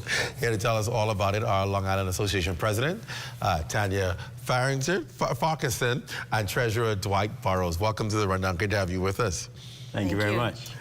Long Island is a special place, not just because it's where my ancestors, my father came from, but it is a special place. When you visit Long Island, it is very diverse. But one thing that's consistent, no matter which settlement you go to, is the strength of Long Islanders. And talk a little bit about the island, what makes it so unique. Because Long Island people be proud. We're proud. You got the light skins and you have the dark skins, but we all still one skin. We all still Long Island. Depending where you come, we all still Long Islanders, right? Absolutely. Right. Let's talk about that first of all. The spirit of Long Islanders. I'll start. So Long Island is indeed a special place. I think anyone who has some connection to Long Island would agree. There's a number of things. The people of Long Island are known to be hardworking, strong work ethic, pretty independent, but they also know how to balance. Long Island is also known to be a very spirited island. Yes, yes. And I wouldn't get into specifics, but again, pretty industrious group of persons, and maybe I'll stop there. Maybe I'll stop there. I'm not sure if the president wants that. Yes. I think Long Islanders, we just love Long Island. Mm-hmm. And the people are very friendly and warm. We cook some good food. You do? Yes. Very hospitable. We always accommodate persons when they come there. And they always talk, you know, well about Long Island, and it's not so fast moving like some of the other islands, and you know, people like that as well. This weekend is going to be a big weekend, of course, the Association Fair. Talk a little bit about the purpose of that and what people can expect. Okay, the purpose of the fair is to raise funds for our community outreach projects and also for our regatta, because that's a very expensive feat to take on. People don't understand how much it costs. No, they don't. They don't. And yeah, the funds go toward those things. Of course, regatta, as you know, in every island is something significant, and everybody understands what it's like. They buy the ticket and they go to have a good time, but don't recognize in order to give you a good time, it takes money to make it happen. And this is why these association fairs are so important, because they help to be able to keep the tradition of regattas alive throughout our islands. If they're not able to pay for it, you won't have it. And everybody prepared now to get their bookings now to go to Long Island because you won't have a good time. But it takes money to be able to get there. And so what do you want people to know about Saturday? So Saturday, you started off, Glenn, by sharing some specific details. We will be hosting our annual fair and raffle at the Bailey Park. It starts at 12 p.m. and it goes all the way to midnight. It's always a very festive and family-oriented type fair. It's one of the more popular fairs around New Providence, and it promises to be a dynamic event again this year. You mentioned the Long Island Association annual regatta. This fair happens to be a major fundraiser to support that regatta. And so outside of sharing those details, we encourage all and sundry from across the Bahamas and New Providence, of course, to come out and support the fair. There's lots of eats, there's lots of treats, again, libations, and there's the world famous... That's the Long Island thing. He didn't want to say that. Absolutely. But that's what makes Long Island so spirited. So spirited, absolutely.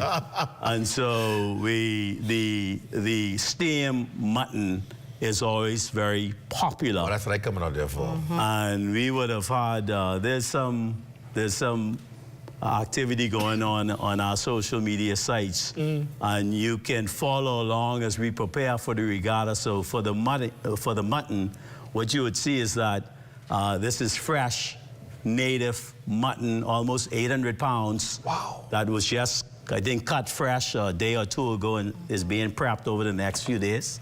You can get real Long Island mutton. You can get this fake thing just buy the food. No New Zealand mutton. Exactly.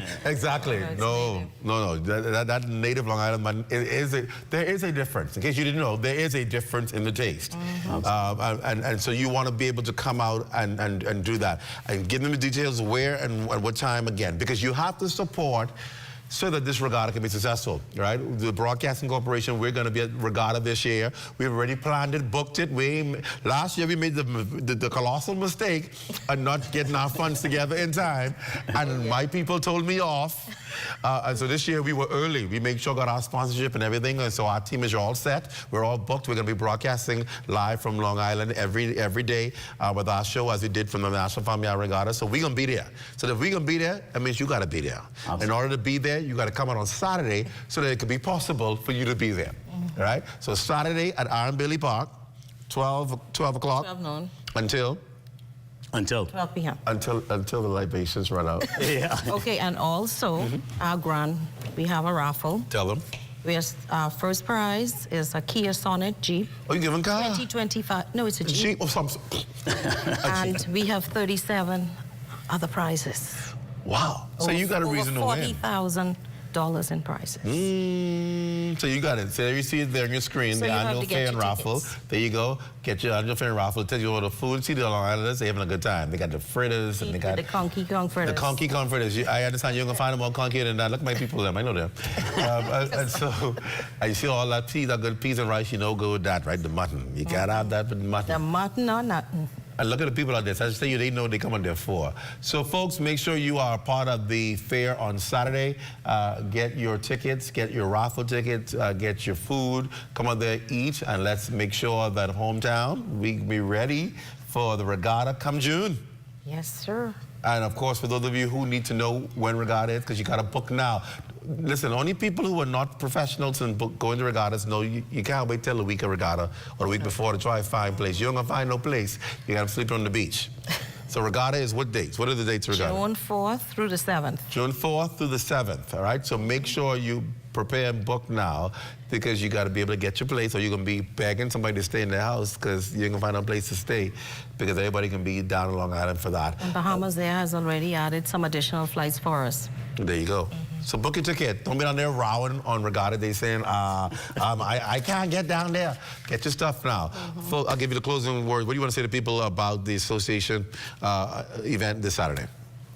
We invite you all to come out. It's a family affair. We have something to do for everyone. Bring your children out. We're going to have a kids' corner. We're going to have pastries. We're going to have a plant stall. We're going to have a white elephant stall. We're going to have the comforters. We're going to have mutton, fish, pork, you name it. It's going to be there. I'm hungry already. And like Mr. Burrows said, the L word. Libations. Maybe if I'm allowed, Clint. So you don't have to wait until Saturday to secure your raffle tickets. There you go. And so I just want to encourage all to feel free to reach out to any member of the Long Islanders Association. Or we have tickets set up across the island. In fact, you can find tickets in most of the family islands, but in New Providence, you can find tickets at Southwest Diner in Coral Harbor, the Plantation on the Hill in the west, and then you can always engage us through the Long Islanders Association's email and social media sites, again, and any members. Of course, those who don't get the purchase before then can purchase raffle tickets at the fair. Yeah. Awesome. Absolutely. Thank you.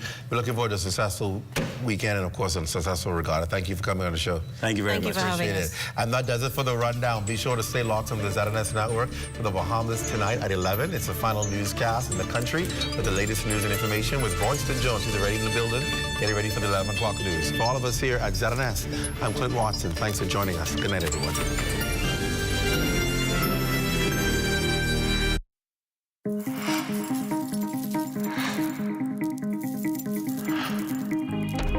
Imagine a training hub for career, technical, and vocational excellence. A center that transforms academics to